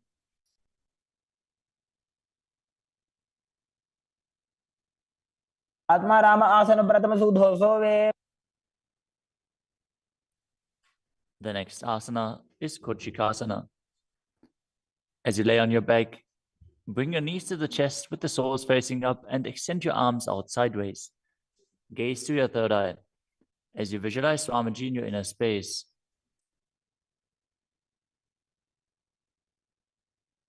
हाथ सीधा सागरे 300 उभय सभा करे.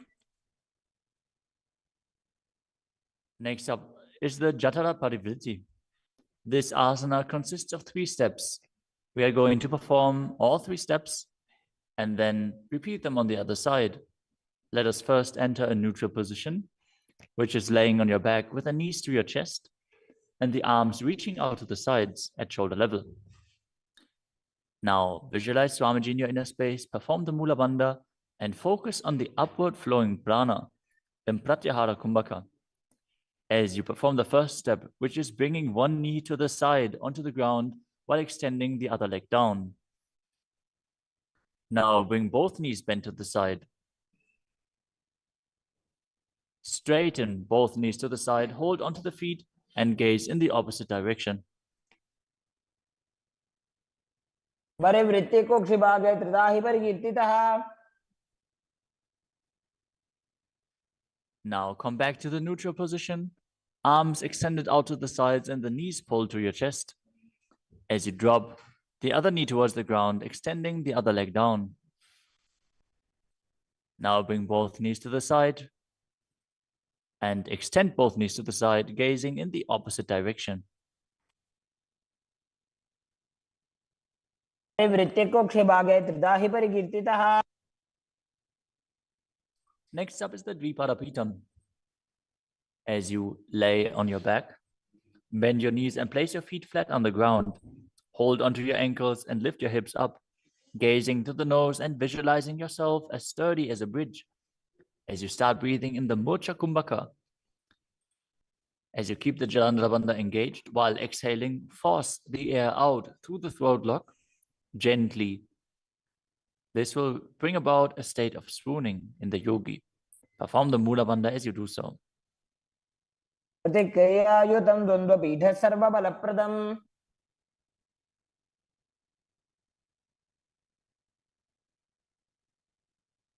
Next up is Palyankasana. Laying on your back with the feet flat on the mat, bring your arms over your head and place your hands flat on the mat as well, with the fingers pointing towards your feet. Lift your entire body up off the ground as you visualize yourself as sturdy as stone furniture. Breathe through your nose in Sahajra Kumbhaka as you perform the Mula Bandha. उत्तानशयनं हस्ततलाभ्यां भूमिमवष्टभ्य. The next asana is Shvatanasana. Lay on your back with the knees to your chest. With the hands on the respective shoulders, move your hips in a circular motion and visualize that you're a dog playfully laying on its back. Perform the Mula Bandha as you do so. शरीरं संस्थाप्य जानुनी सम्मील्य नाभवानीय. Next up is the Viparita Karani. Lie supine, raise your hips and legs up as you extend your hands down on the mat below, helping you balance your body as your legs are raised up. Move your legs in a circular motion as you visualize Swamiji in your inner space and keep Jalandhara Bandha and Mula Bandha engaged. भूतले सशिरो दत्त्वा खेनये चरणद्वयम्. Next up is the Viparita Karani too. Now stop the movement of your legs. Keep them pointing up straight as you visualize Swamiji in your inner space. Karni विपरीताख्या सर्वाधिव्याधिनाशिनी. Next up is Langalasana. As you lay on your back, lift your hips and take your feet over the head with the toes on the floor. Stretch your hands out on the ground behind your back. Clasp your palms, rest on your neck and shoulders as you visualize yourself as a plow. Breathe in Mocha Kumbhaka with Jalandhara Bandha and Mula Bandha engaged. दिवाकण्ठेन भूमिं विष्टम्भ पादाग्रद्वयम् ऊर्ध्वमुन्नयेत्. The next asana is Sajita Paschimottanasana. As you lie on your back in the same position, bring your hands to the feet. Pull your thighs to the chest and hold on to the toes as you keep your arms and legs straight. This is one of the 84 different asanas revealed directly by Lord Paramashiva himself. Visualize Paramashiva as you perform Jalandhara Bandha and Mula Bandha. तानं शयित्वात् कुर्वीत शयितपश्चिमतानकम्. Next up is Supta Konasana. Maintaining the same position, bring your hip over top of the shoulder level and open your legs wide apart. Visualize Swamiji in your inner space. Perform Jalandhara Bandha and Mula Bandha. परिवृत्ति कोक्षे भागे त्रिधा हि परिकीर्तितः. The next asana is Chakrasana. Now bring your legs over top of your head, toes on the ground, hold onto the ankles of the feet and roll onto your back, keeping your legs straight. Visualize yourself as a chakra, a wheel, as you perform Jalandhara Bandha and Mula Bandha. पासनस्तद्वौ पादौ कुर्यान्मस्तकतः परो. Next up is Supta Prasarita Parangushtasana. As you lay on your back with the legs vertical, hold on to the big toes in Prana Mudra and then open your legs wide to the side. Visualize Swamiji in your inner space as you return to breathing in Ujjayi Pranayama, making an ocean-like sound with your mouth. उत्तानपादं क्रौञ्चं च मरीचिं वीरभद्रकम्. The next asana is Supta Padangushtasana. Now, hold onto the big toes and join your feet together above your body, keeping your legs straight and your arms straight as well. Visualize Swamiji in your inner space and perform the Mula Bandha. उत्तानपादं क्रौञ्चं च मरीचिं वीरभद्रकम्. The next asana is Matsyasana. From Supta Padangushtasana, move your legs into Padmasana and lay on your back, holding onto the opposite elbows over your head. Gaze to the nose and visualize Matsya, the fish avatar of Vishnu. Matsyasana. मुक्त पद्मासनं कृत्वा उत्तानशैलं चरेत्. The next asana is Padasharamasana. Laying on your back with the legs in Padmasana, place the backside of the right hand onto the left palm. Gaze to the nose and visualize Rama in your inner space as you perform the Mula Bandha. प्रथमकरे पद्मासन आचे सुदोषो वे भूपरिपाचे. The next asana is Sarvangasana. While laying on your back, legs in Padmasana, lift your hips and legs up. Bring your hands to the hips, supporting you with the elbows on the floor. As you tuck your chin to the chest in Jalandhara Bandha, contract the perineal region in Mula Bandha. Gaze to the nose and visualize Swamiji in your inner space. अथवा क्षेत्र संक्षेपात् सर्वांगासनम् उत्तमम्. Next up is Vrishchikasana. As you lay on your back, one foot on the opposite thigh, lift the other knee towards your head. Extend both arms up above your head and hook the fingers forward, gazing to your third eye and visualizing yourself as a scorpion. प्रथमशेन सूधो शीशिकेशिकी संधि सुदाखे. Now exchange the position of your feet. Repeat Vrishchikasana on the other side. प्रथमशेन सूधो शीशिकेशिकी संधि सुदाखे. The next asana is Vrishapadakshipasana. Now lay on your back and interlace your fingers around the neck as you lift both feet off the ground, extending one leg straight and the other knee pulled to the chest. Alternate extending and raising the knee again and again, visualizing Swamiji in your inner space and breathing calmly through your nose in Sahaja Kumbhaka. उत्तानशयनं कृत्वा अङ्गुलिभिः कन्द्रां बद्ध्वा. The next asana is Marottanasana. Lay on your back and lift your legs one by one up, touching the knees to your ears as you visualize Swamiji in your inner space. शोत्तानवत् संस्थितिः कृत्वा जानुद्वयं पर्यायेन कर्णयोः संस्पृशेत्. Next up is Vrikasana. While laying on your back, place the sole of the feet flat on the ground. Stand up and then sit back down, visualizing yourself as a wolf. अथ उत्तानशयनं कृत्वा पादतलाभ्यां भूमिं धृत्वा. The next asana is Luthasana. Lay on your back and quickly throw your legs up above your head. Completely roll over. Repeat this again and again, visualizing Swamiji in your inner space. Finish in a prone position. उत्तानशयनं पादौ शिर उल्लङ्घ्य. As you lay flat on your belly with the toes extended and the hands on the ground by your shoulders, contract your lips and make the sound of a flute, whistling while inhaling in Saladhasana Pranayama. Visualize yourself as a chariot, carrying warriors into a battle for Dharma on your chariot back. युज्यशयनं कृत्वा नाभिं भूमौ निधाय. The next asana is Dehalyulanganasana. Now push your body up into Tadakshvasana, the plank position, as you jump your legs forward and back between the arms again and again. Visualize yourself go beyond the body and mind.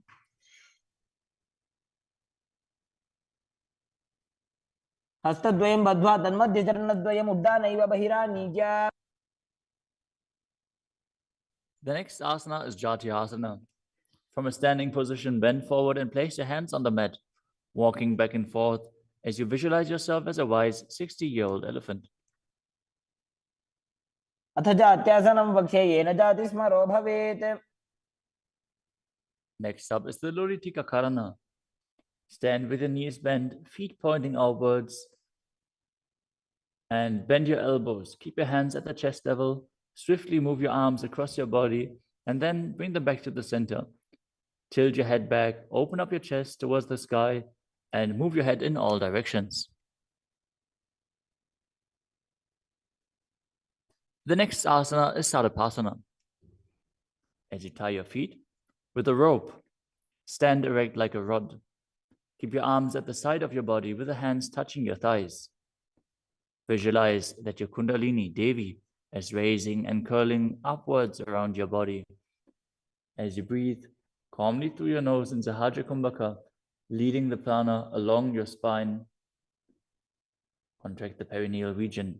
Force the Kundalini Shakti up. As you internally chant Om Nityananda Paramashivoham. अथ सर्पासनं वक्ष्ये वायुपाणाय केवलम्. The next asana is Ushtrasadhanasana.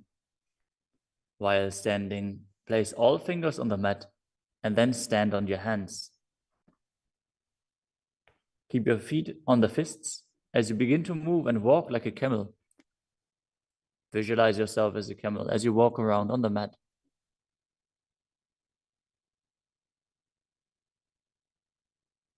मुष्टिकनिष्ठिकाप्रदेशेन भूमौ निधाय उपरिपादतले संस्थाप्य. The next asana is Ashvasana. Maintain the same position. Walk around on the hands as you visualize yourself as a horse.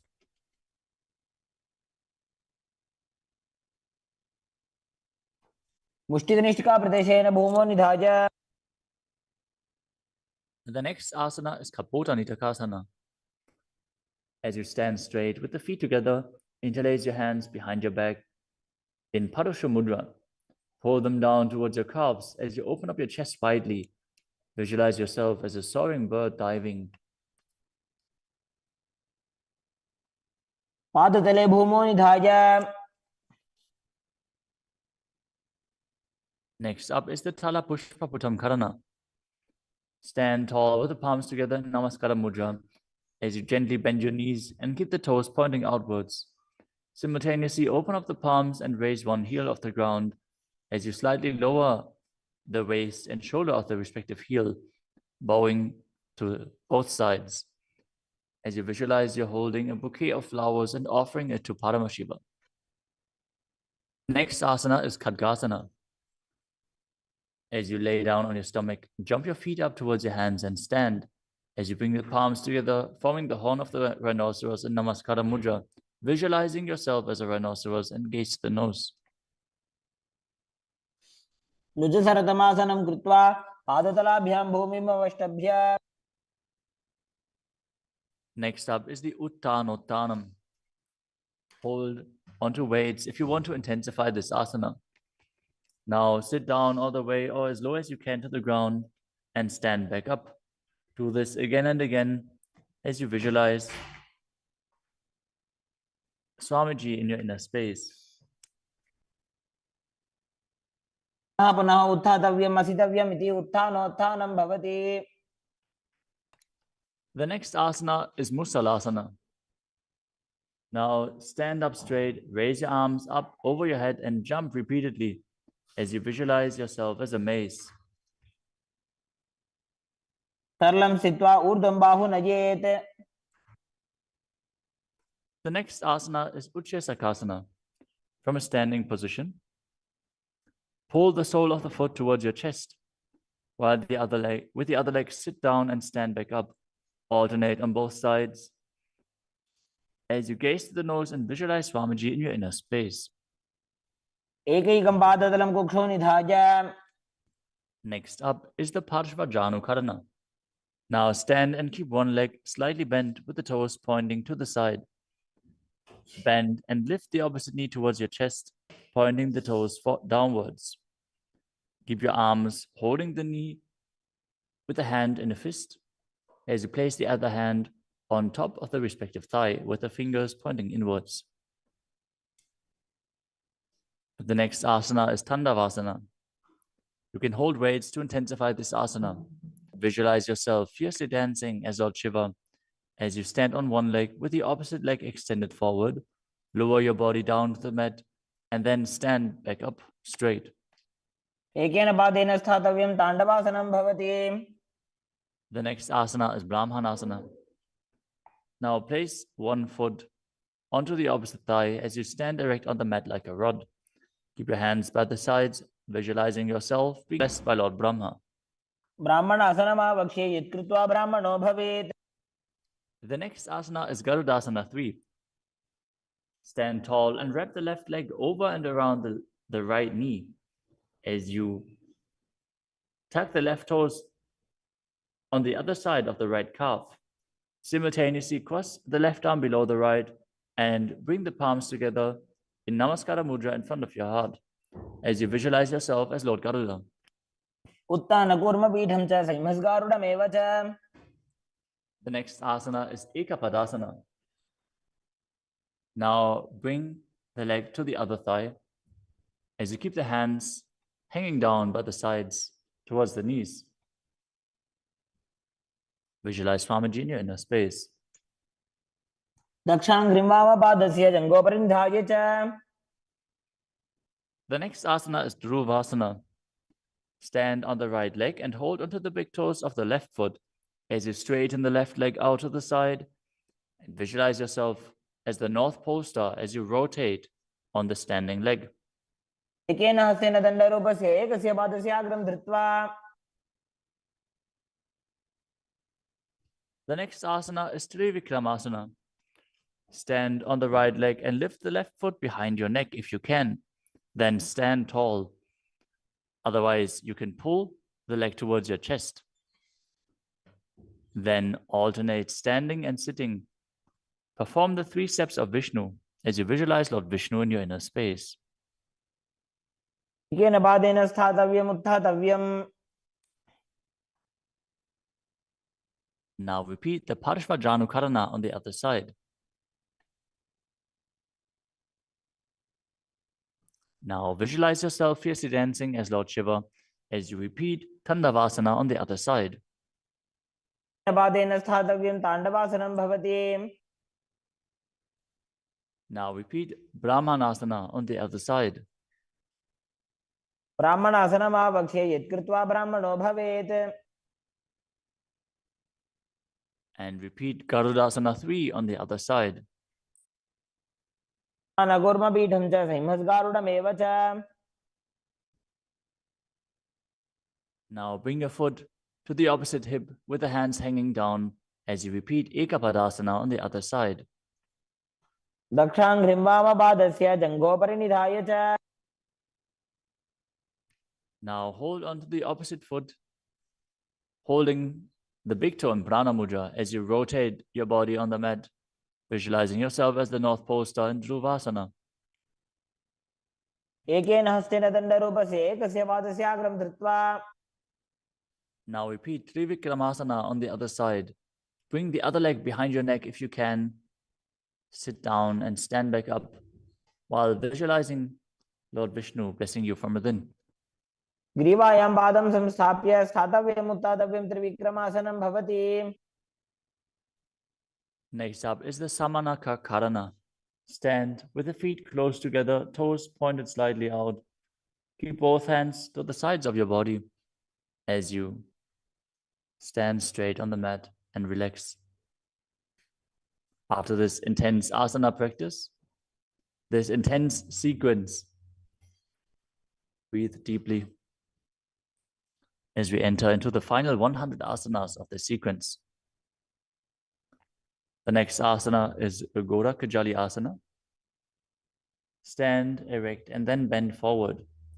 Bring both hands underneath the knees and make a finger lock in Padusha Mudra as you sit in a squatting posture, and then let the finger lock touch your navel.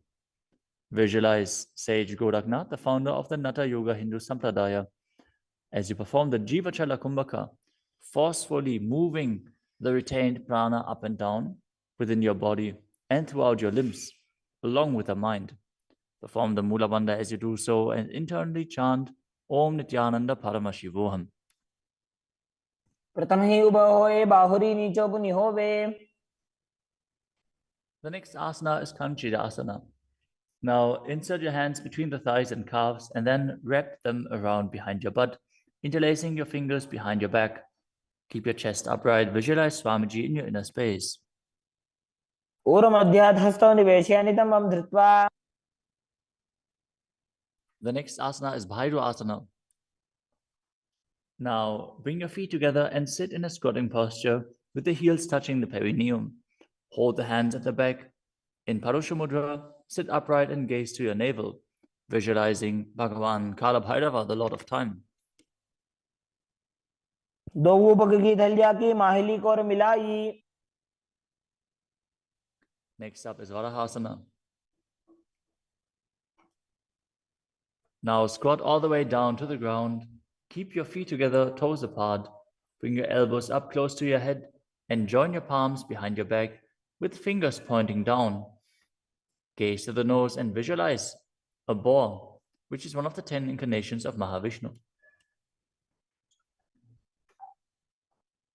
पागदली की माहिली को और मिलाई, फना पानी उकड़ बई से.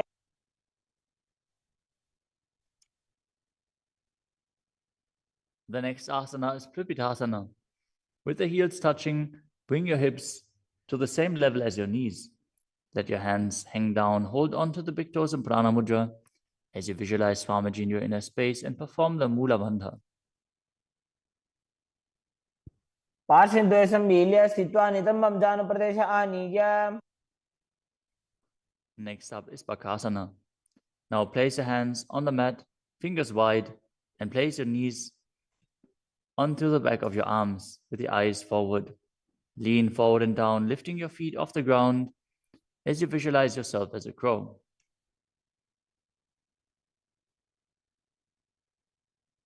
हस्ताभ्याम अवनिमवष्टभ्याम.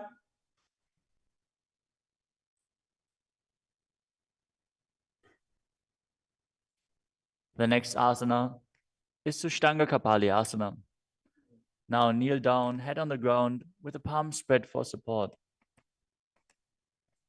Raise your body on your head and place your legs into Padmasana as you gaze to the nose and visualize Swamiji in your inner space. आसन को गुण कपाल आछो होई. The next asana is Guptasana. Lower your body down onto the mat and sit in a kneeling position.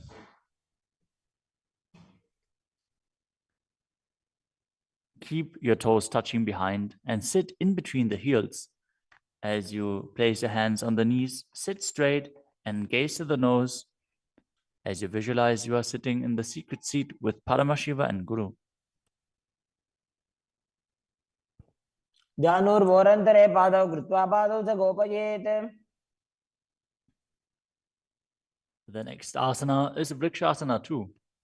This is another inverted posture. So if you have any blood pressure related issues, please take precautions.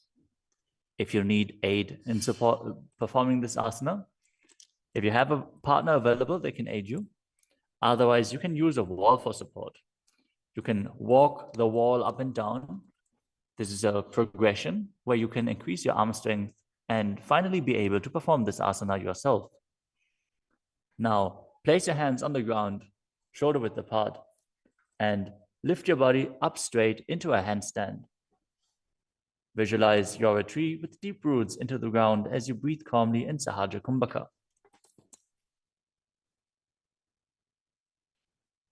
सप्तचक्रक्षालनाद्य vrikshasana विशेषकान्. Next up is Shiva Asana. Move your hands closer together and again enter the handstand posture.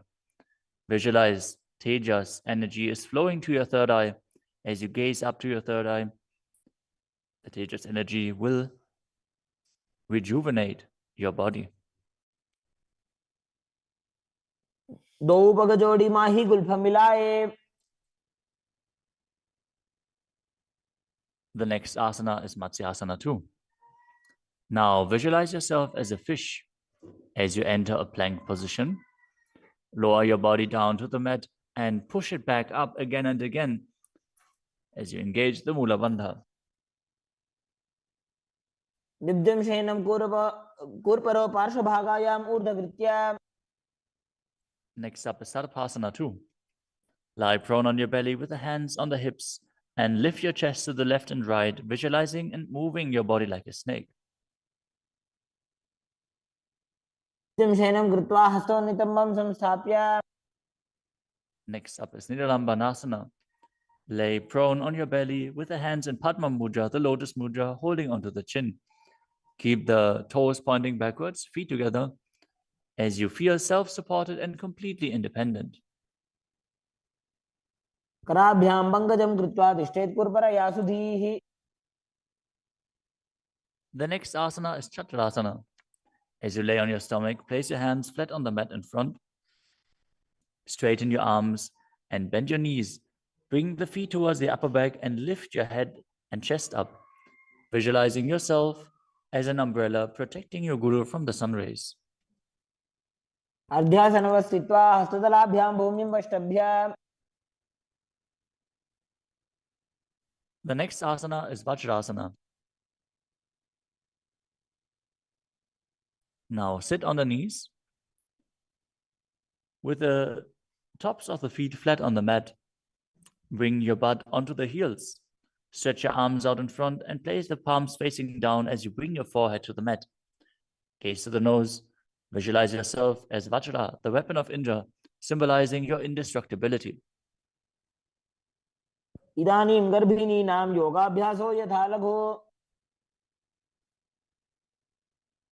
Next asana is Meshasana. Now place your hands flat on the ground, shoulder width apart, and raise your hips up high into Gajasana. Then alternate striking the ground with your hands as you experience yourself as powerful as a ram.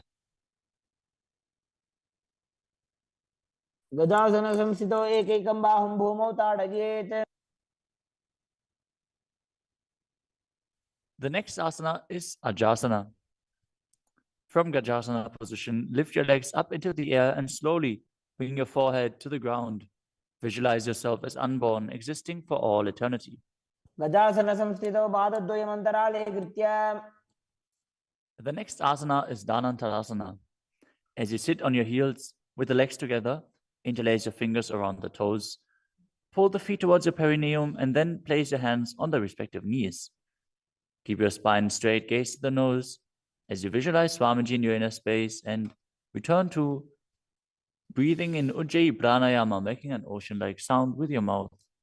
पूर्व विधि परिहाता की काकसीस्यो भणा शरामोडी. Next up is the Angamotanam. Interlace your fingers in front of your body and then behind you, stretching your arms forward to the sides and backwards as you give massage to various different joints and muscles within your body. Visualize Swamiji as you do so. हस्तयोः अङ्गुले बद्ध्वा हस्तयोर्मध्यात् सर्वमङ्गं निष्कासयित्वा. Next up is Garudasana form. Now sit on your heels in Vajrasana as you turn your feet out to the sides. Keep your thighs and knees resting on the ground. Keep your spine straight, hands on the knees. Visualize yourself as Lord Garuda, flying Lord Vishnu and Lakshmi on his back. जङ्घोरुभ्यां धरां पीड्य स्थिरकायो द्विजानुनाम्. Next up is Ananda Mandirasana. Now sit with your legs folded back, the toes pointing backwards, the knees wide, with the hands below the ankles. Keep the front of your buttocks on the ground as you gaze to your third eye and visualize yourself residing in the blissful space of a temple. अथ पक्षे वीरनाथ आनन्दमन्दिरासनम्. Next up is Mandukasana 2.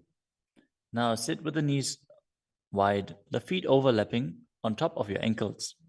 Keep your hands underneath the knees, gaze to the nose, and visualize yourself as a frog as you perform Uddiyana Bandha and Mula Bandha. पृष्ठं सम्पीड्य गुल्फाभ्यां जान्वङ्गे सवलयाकृतिः. The next asana is Narasimhasana. As you keep your toes on the mat with the heels up and together, place your perineum on top of the heels.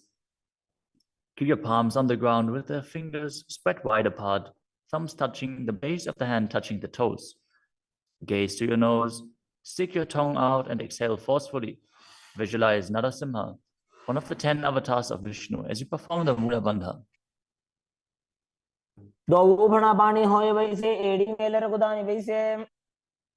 The next asana is Vishrakasana. Sit on the toes and place your perineum on the heels as you separate your knees and place them on the ground. Make a hollow of your palms and place it on your mouth. Keep your thumbs under the teeth and close your lips. Gaze to your nose. Inhale through the right nostril and exhale through your mouth as per your capacity in Vishraka Pranayama. Visualize yourself as Devi, presiding over any and all minuscule fears you might have. दो उपगांगी एड़ी जोई गोड़ा फनोवान पनिहोई. The next asana is Makadasana. Now bring the soles together, the top of the feet on the ground. As you sit on the heels, bend your elbows, bring your fingers to the armpits, and imitate as if you were a monkey stretching itself. Visualize yourself as a playful monkey as you gaze to your third eye and perform the Mula Bandha. दो भगतले संपुट आने तिनकी दृष्टि भूमि पर इठाने. The next asana is Vajrasangadasana. Stand on the toes with the soles of the feet together. Sit on the heels, keep your knees wide and off the floor. Hold your elbows behind your back as you gaze to the nose. Embody a diamond-like strength for yourself and your Sangha, your spiritual community. प्रथम बना पानी होई बैसे दो एड़ी गुदानी बैसे. The next asana is Kanjanasana. Now keep the toes down, ankles crossed behind, and sit on the heels. Place your palms on the mat to the sides as you gaze to the nose and visualize perfect health beyond any and all physical or mental ailments. इंजनासनमा वक्षे यत् कृत्वा सुस्थिरो भवेत्. The next asana is Kurmasana, the turtle posture. With your toes flat, cross your feet and place your perineum onto the back of the heels. Keep your knees wide and on the floor. Rest your hands on the knees. Gaze to the nose and visualize a turtle with a stable body and mind to live for hundreds of years. गुल्फौ चवर्षण स्याधो व्युत्क्रमेण समाहितौ. The next asana is Yogasana. With the toes flat, cross your feet and place your perineum onto the back of the heels. Gaze to your nose and visualize Swamiji in your inner space. गुदम नियम्य गुल्फाभ्याम जानवंगे सवलयाकृतिः. The next asana is Vijogasana. Now stand on your knees. Cross your ankles behind with the feet near the opposite knee. Hold the calves with the fingers inside and the thumbs outside as you gaze to your third eye and visualize a space of eternal oneness, Advaita, with your Guru. घोड़ा वामो उभय होई घोड़ा आड़ा राखे दोई. The next asana is Ushtrasana 2. In a kneeling position, bend backwards, hold your ankles with your hands and keep your arms straight. Push your hips forward and tilt your head back as you visualize yourself as a camel. मेरुदंड ग्रंथि दाढ़्य संविपादय शिष्पुमान. Next up is Jatyasana 2. With the heels together and the hands on the soles of the feet, slowly lean back. Bring the elbows down to the mat, followed by the back of your head. Gaze to the nose and experience yourself as a lotus blooming.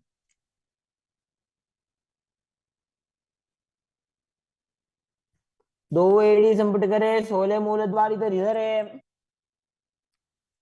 Next up is Viratasana. Sit on the knees with the thighs and calves together. Lean back and touch your back to the ground. Then rise back up. Do this again and again as you visualize the healing and liberation of all causal subtle forms of your body. Gaze to the nose and perform the Mula Bandha. जंगा पृष्ठभूमो निधाय जंगोदरयोः ऊरुनि संस्थाप्य. Next asana is Kapotasana. From Viratasana, raise your hips higher. Bring your forearms to the mat and hold the back of the heels. As you bring your head in between the feet, visualize yourself as a beautiful dove and perform the Mula Bandha. मेरुदंड ग्रंथि दाढ़्य संविपादय शिष्पुमान. The next asana is Vadasana. Now stand upright on the knees with the toes tucked. Hold your arms with opposite hands and gaze to the nose. This is the boon-fulfilling posture. Receive your boon from Paramashiva. जानुनि भूमौ संस्थाप्य हस्ताभ्यां बाहु परस्परं धृत्वा. Next up is Vadahasana 2. Keep your knees together, toes tucked behind. Lean forward as you bring the elbows to the mat. With your hands holding the head, rest your buttocks on the heels and visualize yourself as Varaha, the boar incarnation of Mahavishnu. सूर्यं चन्द्रं भेदनानि आसनानि निकथ्यते. The next asana is Mundasana. This is another inverted posture. Use a wall for support if needed. Now kneel down, place your elbows on the mat, shoulder width apart. Interlace your fingers and place your head onto the mat, supporting it with both hands. Walk your feet forward until your hips align with the shoulders and then raise your legs straight up. Be stable. Gaze to the nose. Visualize yourself as a lopped tree as you breathe calmly through your nose in Sahasrara Kumbhaka in Mundasana. अधोमुण्डासनं वक्षे सर्वेषां प्राणिनां सुखम्. Next asana is Andhasana. In a kneeling position, place your head in between the knees and the elbows outside of the knees. Hold your head with both hands, gaze to the nose, and visualize Swamiji in your inner space as you breathe through your mouth and perform the Mula Bandha. प्रथम पगदली समठहरावे कोरमा हिली उभे मिलावे. The next asana is Viparita Shalabhasana. You can hold weights to intensify this asana. As you lie on your belly with the arms extended straight out, lift your thighs, arms, and chest off the ground. Visualize yourself as a locust and perform the Mula Bandha. शलभासन भेदाश्च नटभेरुण्ड नामके. The next asana is Kapalasana. Lie on your belly with the arms at the side, palms facing down. Keep your forehead on the ground and keep your chest on the mat as you lift your legs up together. Visualize yourself as a skull, representing the mind with purified thoughts and the strong will to attain enlightenment. कपालं भूमो निधाय ऊर्ध्वं पादौ नयेत्. The next asana is Akasha Kapotasana. As you lay on your stomach, keep your hands by the sides and lift your legs up over your head. As you slowly place your feet on the mat in front of your head, keep the palms flat on the mat behind, visualizing yourself as a free and open dove. As you breathe in Sahasrara Kumbhaka and perform the Mula Bandha. उष्ट्रासने स्थित्वा चरणौ भूमेरुत्थाप्य. The next asana is Chatakasana. As you sit on your knees, bring the chest down so the navel touches the knees and keep your hands and elbows flat on the ground. Be sturdy.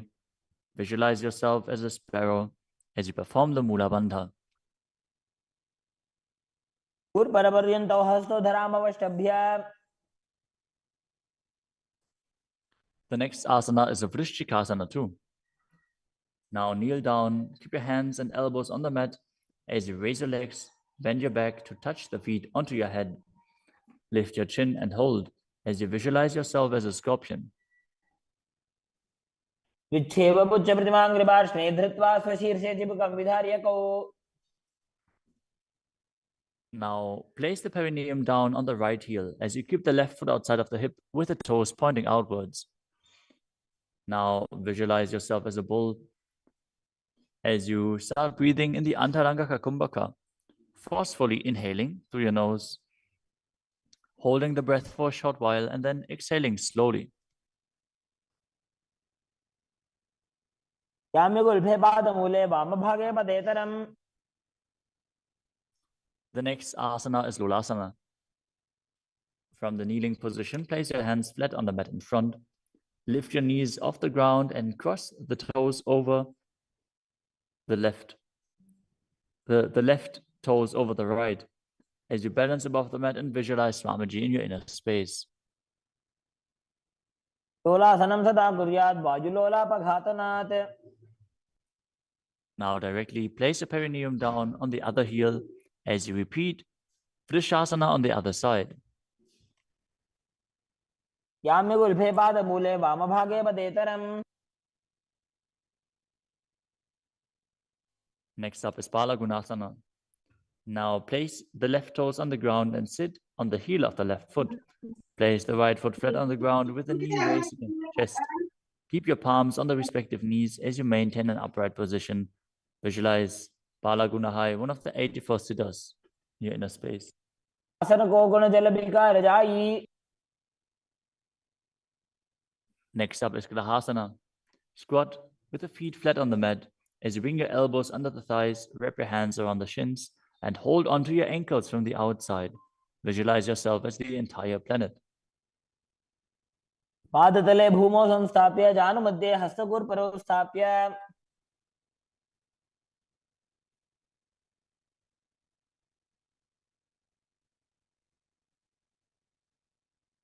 Next up is Balagunasana on the other side. Visualize Balaguna High, one of the 84 siddhas in your inner space. आसन को गुण जल विकार जाई. Next up is Utkatasana. You can use weights to intensify this asana.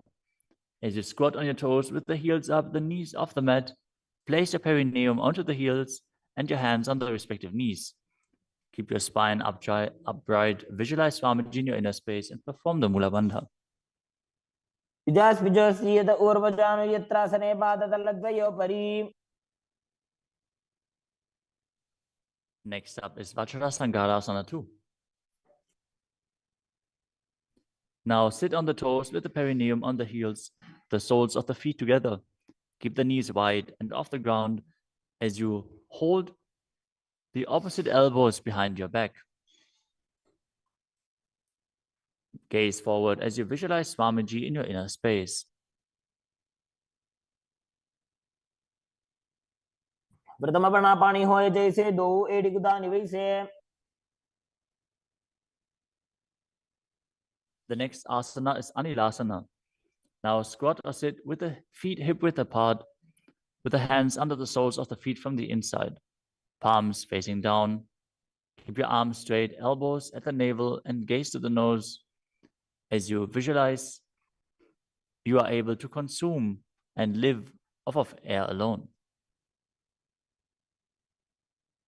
दो हाथ भूमि पर ठाने कहनी जाड़ी ना भी लगाने.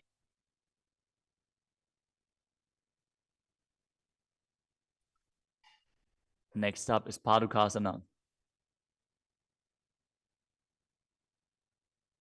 Now place the back of your hands on the mat with the fingers facing towards your body.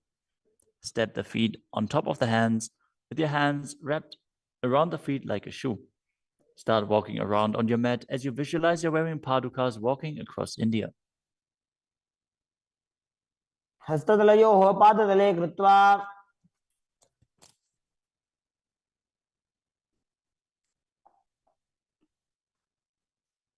Next up is Kukkuttanasana. Now place your palms on the mat, raise both feet upwards into the air, and let them fall back down. Do this again and again as you visualize yourself as a rooster. हस्ततले भूमौ कृत्वा पादतले च ऊर्ध्वमुड्डानं कृत्वा. Next up is Viparita Nrityasana. Now place your hands on the mat and raise your legs upwards into a handstand. As you move around on two hands dancing, feel yourself become free of all inhibitions. हस्ततलाभ्यां भूमिं वष्टभ्य. Next up is Kunjarasana. Now separate your feet and place one palm down on the mat with the arm straight.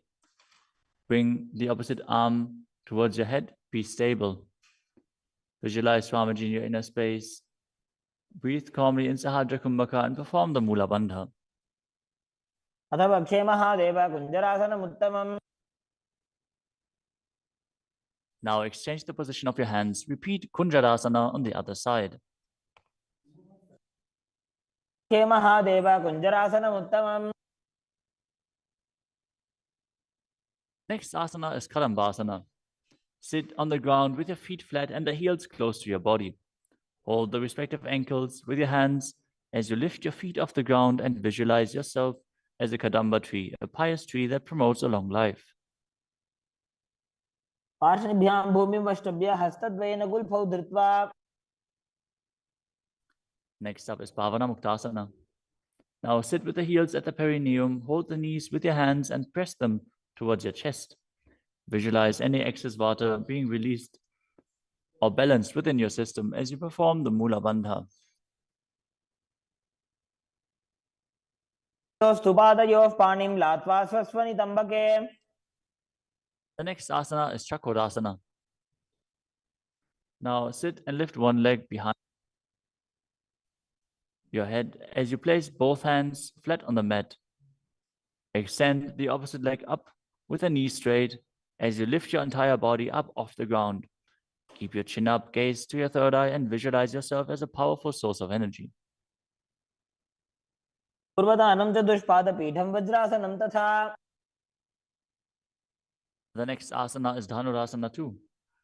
As you sit on the ground, hold the respective big toes in Prana Mudra.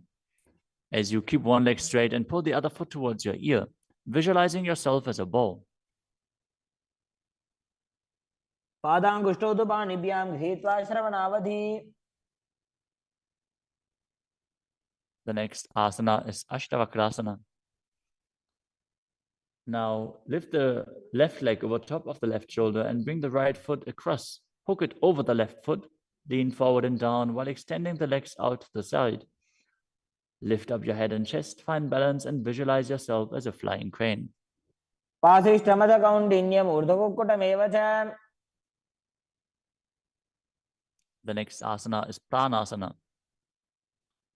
Now place the right foot on the left thigh and bring the left foot flat on the ground as you have the left shoulder underneath the raised left leg and place your hands flat on the ground. Press the right knee down with the right hand as you gaze to your third eye and visualize you're immortal and able to exist solely from prana. एतत् प्रभेदं वक्ष्यामि करोति यस्य चामरः. Next up is Parshvamatyendrasana. Now keep one leg bent on the ground with a foot at the opposite hip and bring the other leg over top as you twist your body around the raised knee and interlace your hands below the raised knee. Gaze to your third eye and visualize the great sage and yogi Matsyendranath, the master of Hatha Yoga. वामोरुमूलार्पितदक्षपादो जान्वो बहिर्वेष्टितदक्षदोष्णा. Now repeat Chakrasana on the other side. Now sit and lift the other leg behind your neck, keeping your hands at the side and raising your whole body up with the other leg extended, gazing to your third eye and visualizing yourself as a powerful source of energy. पूर्वतानं चतुष्पादपीठं वज्रासनं तथा. Now repeat Dhanurasana 2 on the other side, holding the big toes of both feet in Prana Mudra as you pull the opposite foot towards your ear, visualizing yourself as a bow. पादाङ्गुष्ठौ तु पाणिभ्यां गृहीत्वा श्रवणावधि. Now repeat Ashtavakrasana on the other side. Now lift the right leg over top of the right shoulder, cross the left foot over the right, and extend the legs out to the side, balancing as you visualize yourself as a flying crane. पाशिष्ठमदकौण्डिन्यम् ऊर्ध्वकुक्कुटमेव च. Now repeat Pranasana on the other side. Bring the other foot over top, shoulder underneath, push the knee down and place the other one on the ground as you visualize yourself being immortal and able to exist solely from prana. एतत् प्रभेदं वक्ष्यामि करोति यस्य चामरः. Now repeat Parshvamatyendrasana on the other side, bringing one heel to the opposite hip, the other leg over top of the knee as you twist your body around and bring your hands underneath and interlace the fingers behind your back, twisting your body even further, gazing up to your third eye and visualizing Matsyendranath.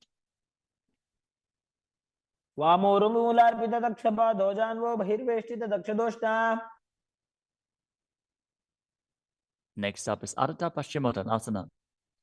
As you keep one leg straight and press the perineum with one heel, lean your chest forward and down, hold onto the front foot and bring your head towards the knee. Visualize Swamiji in your inner space. एकं पादं प्रसार्य एकं पादस्य पार्श्वना Seoni सम्पीड्य. Next up is Kranchasana. Now place your left ankle outside of the hip, hold the sole of the right foot and lift the leg up towards your forehead. Keep the knees straight, Visualize yourself as a crane as you engage the Mula Bandha. उत्तानपादं क्रौञ्चं च मरीचिं वीरभद्रकम्. Now repeat Ardha Paschimottanasana on the other side, keeping the opposite heel against the perineum, leaning forward and down. Perform the Jiva Chala Kumbhaka, moving the prana up and down within your body. एकं पादं प्रसार्य एकं पादस्य पार्श्वना Seoni सम्पीड्य. Now repeat Crown Shasana on the other side. As you bring the other heel outside of the hip, extend the opposite leg up, holding the foot with the knee straight, visualizing yourself as a crane. उत्तानपादं क्रौञ्चं च मरीचिं वीरभद्रकम्. Next asana is Swastikasana. Now sit with the soles between the thighs and calves. Keep your spine straight, the palms resting on the knees. Gaze to the tip of the nose and embody peace, well-being, good fortune, and prosperity as you visualize a swastika. तानूर्भोरन्तरे सम्यक् कृत्वा पादतले उभे. Next up is Gorakshasana. As you keep your feet in the same position, cover your heels with the respective hands. Tuck your chin to the chest and gaze to the tip of your nose, visualizing the great sage Goraknath as you perform Jalandhara Bandha and Mula Bandha. तानूर्भोरन्तरे पादौ उत्तानो व्यक्तसंस्थितौ. Next up is Pakasana 2. Now bring the left heel to the perineum and the right foot on the left thigh. Visualize Swamiji in your inner space. Meditate on Arihanta, the Enlightened One. As you gaze to your third eye, perform the Mula Bandha and re-enter the Shanmukhi Mudra once more. As you exhale, close your eyes with the index fingers, nose with the middle fingers, mouth with ring and little fingers, the ears with your thumbs. वामपार्श्वं गुदौ संस्थाप्य दक्षाङ्घ्रि वामजगने. Next up is Yogasana 2. As you keep your feet on top of the opposite knees, place your hands on the ground beside your body with the palms facing up. Keep your spine straight, gaze to your nose as you visualize Swamiji in your inner space. Start breathing in Kakachantra Kumbhaka, rolling up the tongue and keeping your mouth in the shape of the beak of a crow. As you inhale through the rolled up tongue, cooling down your body. उत्तानौ चरणौ कृत्वा संस्थाप्योपरि जानुनोः. Next up is Urdhva Kukutasana.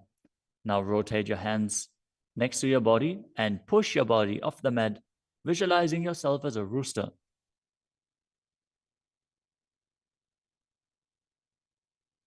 वासिष्ठमदकौण्डिन्यम् ऊर्ध्वकुक्कुटमेव च. Next up is Siddha Haratali Asana. From Padmasana, insert both hands through the knees and place them on the mat. Avoid lifting your body up. Stay seated in this position as you gaze to the nose and visualize Swamiji in your inner space.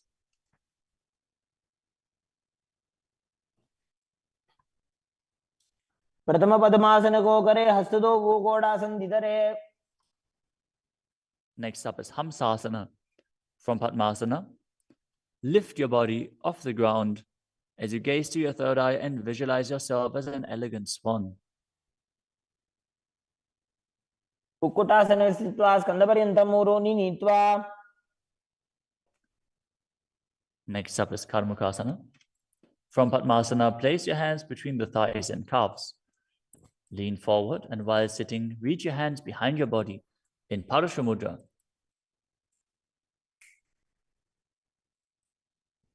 As you bring your forehead to the floor, gaze to the nose, visualize yourself as Lord Shiva's bowl.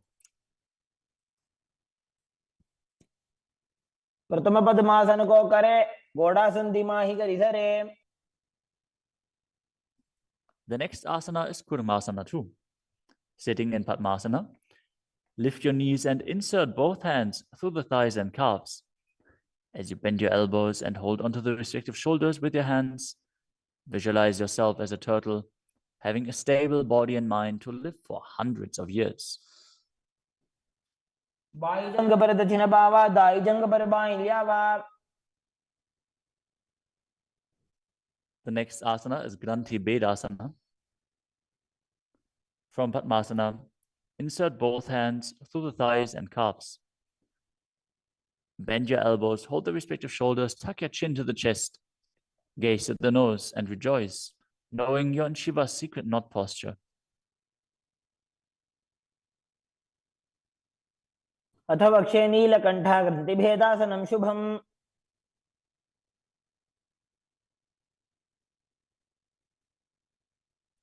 The next asana is Uttana Kurmasana. From Padmasana, insert both hands through the thighs and calves. As you roll onto your back, hold onto the respective shoulders with your hands and gaze to the nose, embodying a turtle laying on its back.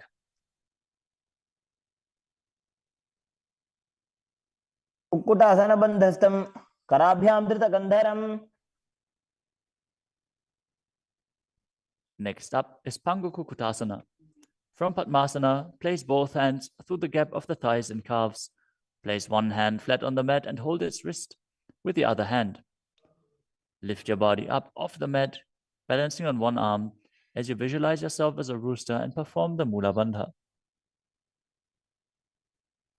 कुक्कुटासनं स्थित्वा एकेन हस्तेन अन्यस्य प्रतिबन्धं धृत्वा. Now exchange the position of your hands. Lift your body up onto the other hand as you repeat Pangu Kukutasana on the other side. कुक्कुटासनं स्थित्वा एकेन हस्तेन अन्यस्य प्रतिबन्धं धृत्वा. The next asana is Gridrasana. From Padmasana, place your elbows on the toes, interlace your fingers, and rest your chin on the knuckles. Keep your thumbs pressed to the throat as you visualize you have gone beyond all greed and covetous.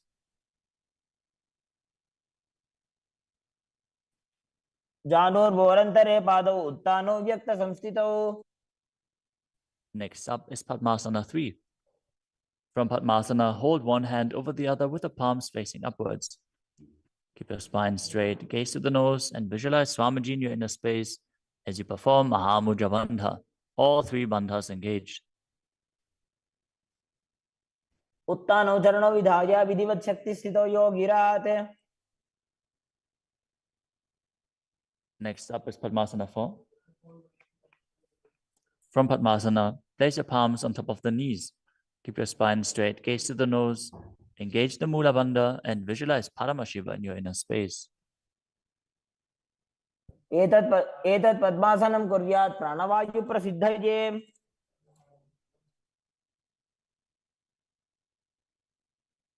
Next up is Karmakasana 2.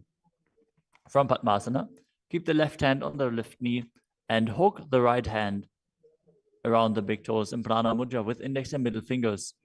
As you pull your elbow back as if you're pulling a bowstring, moving the big toe in a circular motion. Visualize yourself as Pinaka, Lord Shiva's bow, as you repeat the movement on the other side as well. वक्षे योगपूरकरक्षणात्. Next up is Karmakasana 3. From Padmasana, cross your arms behind your back and hold onto the big toes in Prana Mudra as you gaze to the nose and visualize yourself as Paramashiva's bow.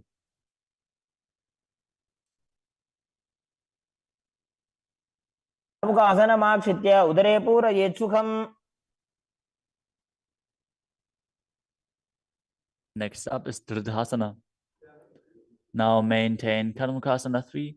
Lift your chest up and gaze to your third eye, visualizing that you are the action of Paramashiva's third eye, destroying anything you come across.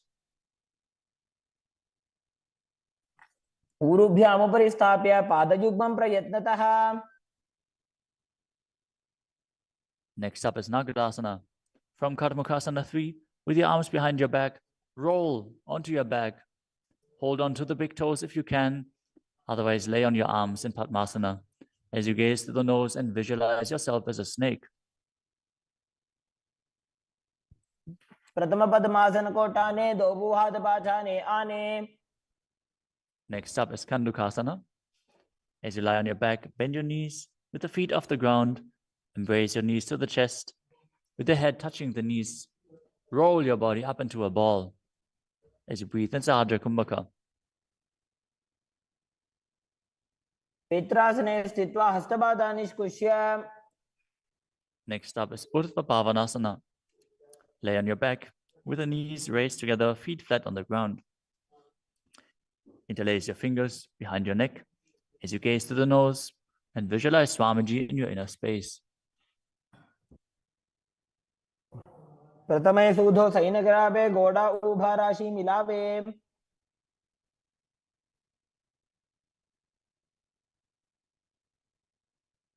Next up is Marakata Pitasana. Lie on your back and bend your knees as you keep your feet flat on the mat and place the upturned palms underneath your heels. Lift your hips up as you visualize yourself as a powerful alpha ape. Perform the Murcha Kumbhaka with Jalandhara Bandha and Mula Bandha engaged. उत्तानशयनं पादतले उत्तानहस्तयोः स्थापयेत्. Next up is Uttana Shiki Pitakasana. Lie supine and raise your hips up. Support your hips with your hands, placed at the waist, as your elbows bear the weight of your body. Press your chin to the throat, gaze to the nose, and visualize Swamiji in your inner space. जङ्घोरुबलहीनश्चेत् उत्तानशी पीठकम्. Next up is Nadakasana. As you lie supine, raise your hips and legs up. Bring your hands to the lower back for support if needed, but then place your elbows and hands flat on the mat below. Balance as you visualize traversing Naraka, hell unscathed. ग्रीवाकण्ठेन भूमिं विष्टम्भ. Next up is Tiryanokasana. From Nadakasana, bring your hands to the lower back and keep your elbows on the mat. Raise your legs up vertically and slowly lower and angle them down, keeping your core engaged. Visualize your abode crossing the ocean of samsara. नौकावत् स्थित्वा ऊर्ध्वं पादाग्रद्वयं नजेत्. The next asana is Dvajasana. Now bring your arms back flat on the mat. Keep your legs straight as a flagpole as you visualize yourself as the Kailasa flag, respected across all nations. तियन् नौकावते ग्रीवा पृष्ठकूर्परैः भूमिं वष्टभ्य. Now gently lower your body down to the mat as you lie supine. Contract the perineal region and pull the Kundalini Shakti up your spine, performing the Shakti Chalan Mudra. Bring it up to the Brahmarandha.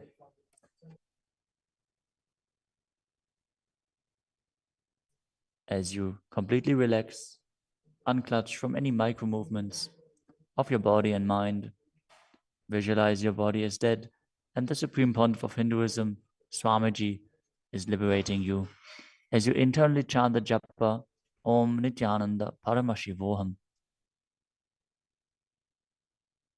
उत्तानं शववद्भूमौ शयनं तोषवासनं शवासनं श्रमहरं चित्तविश्रान्तिकारणम्.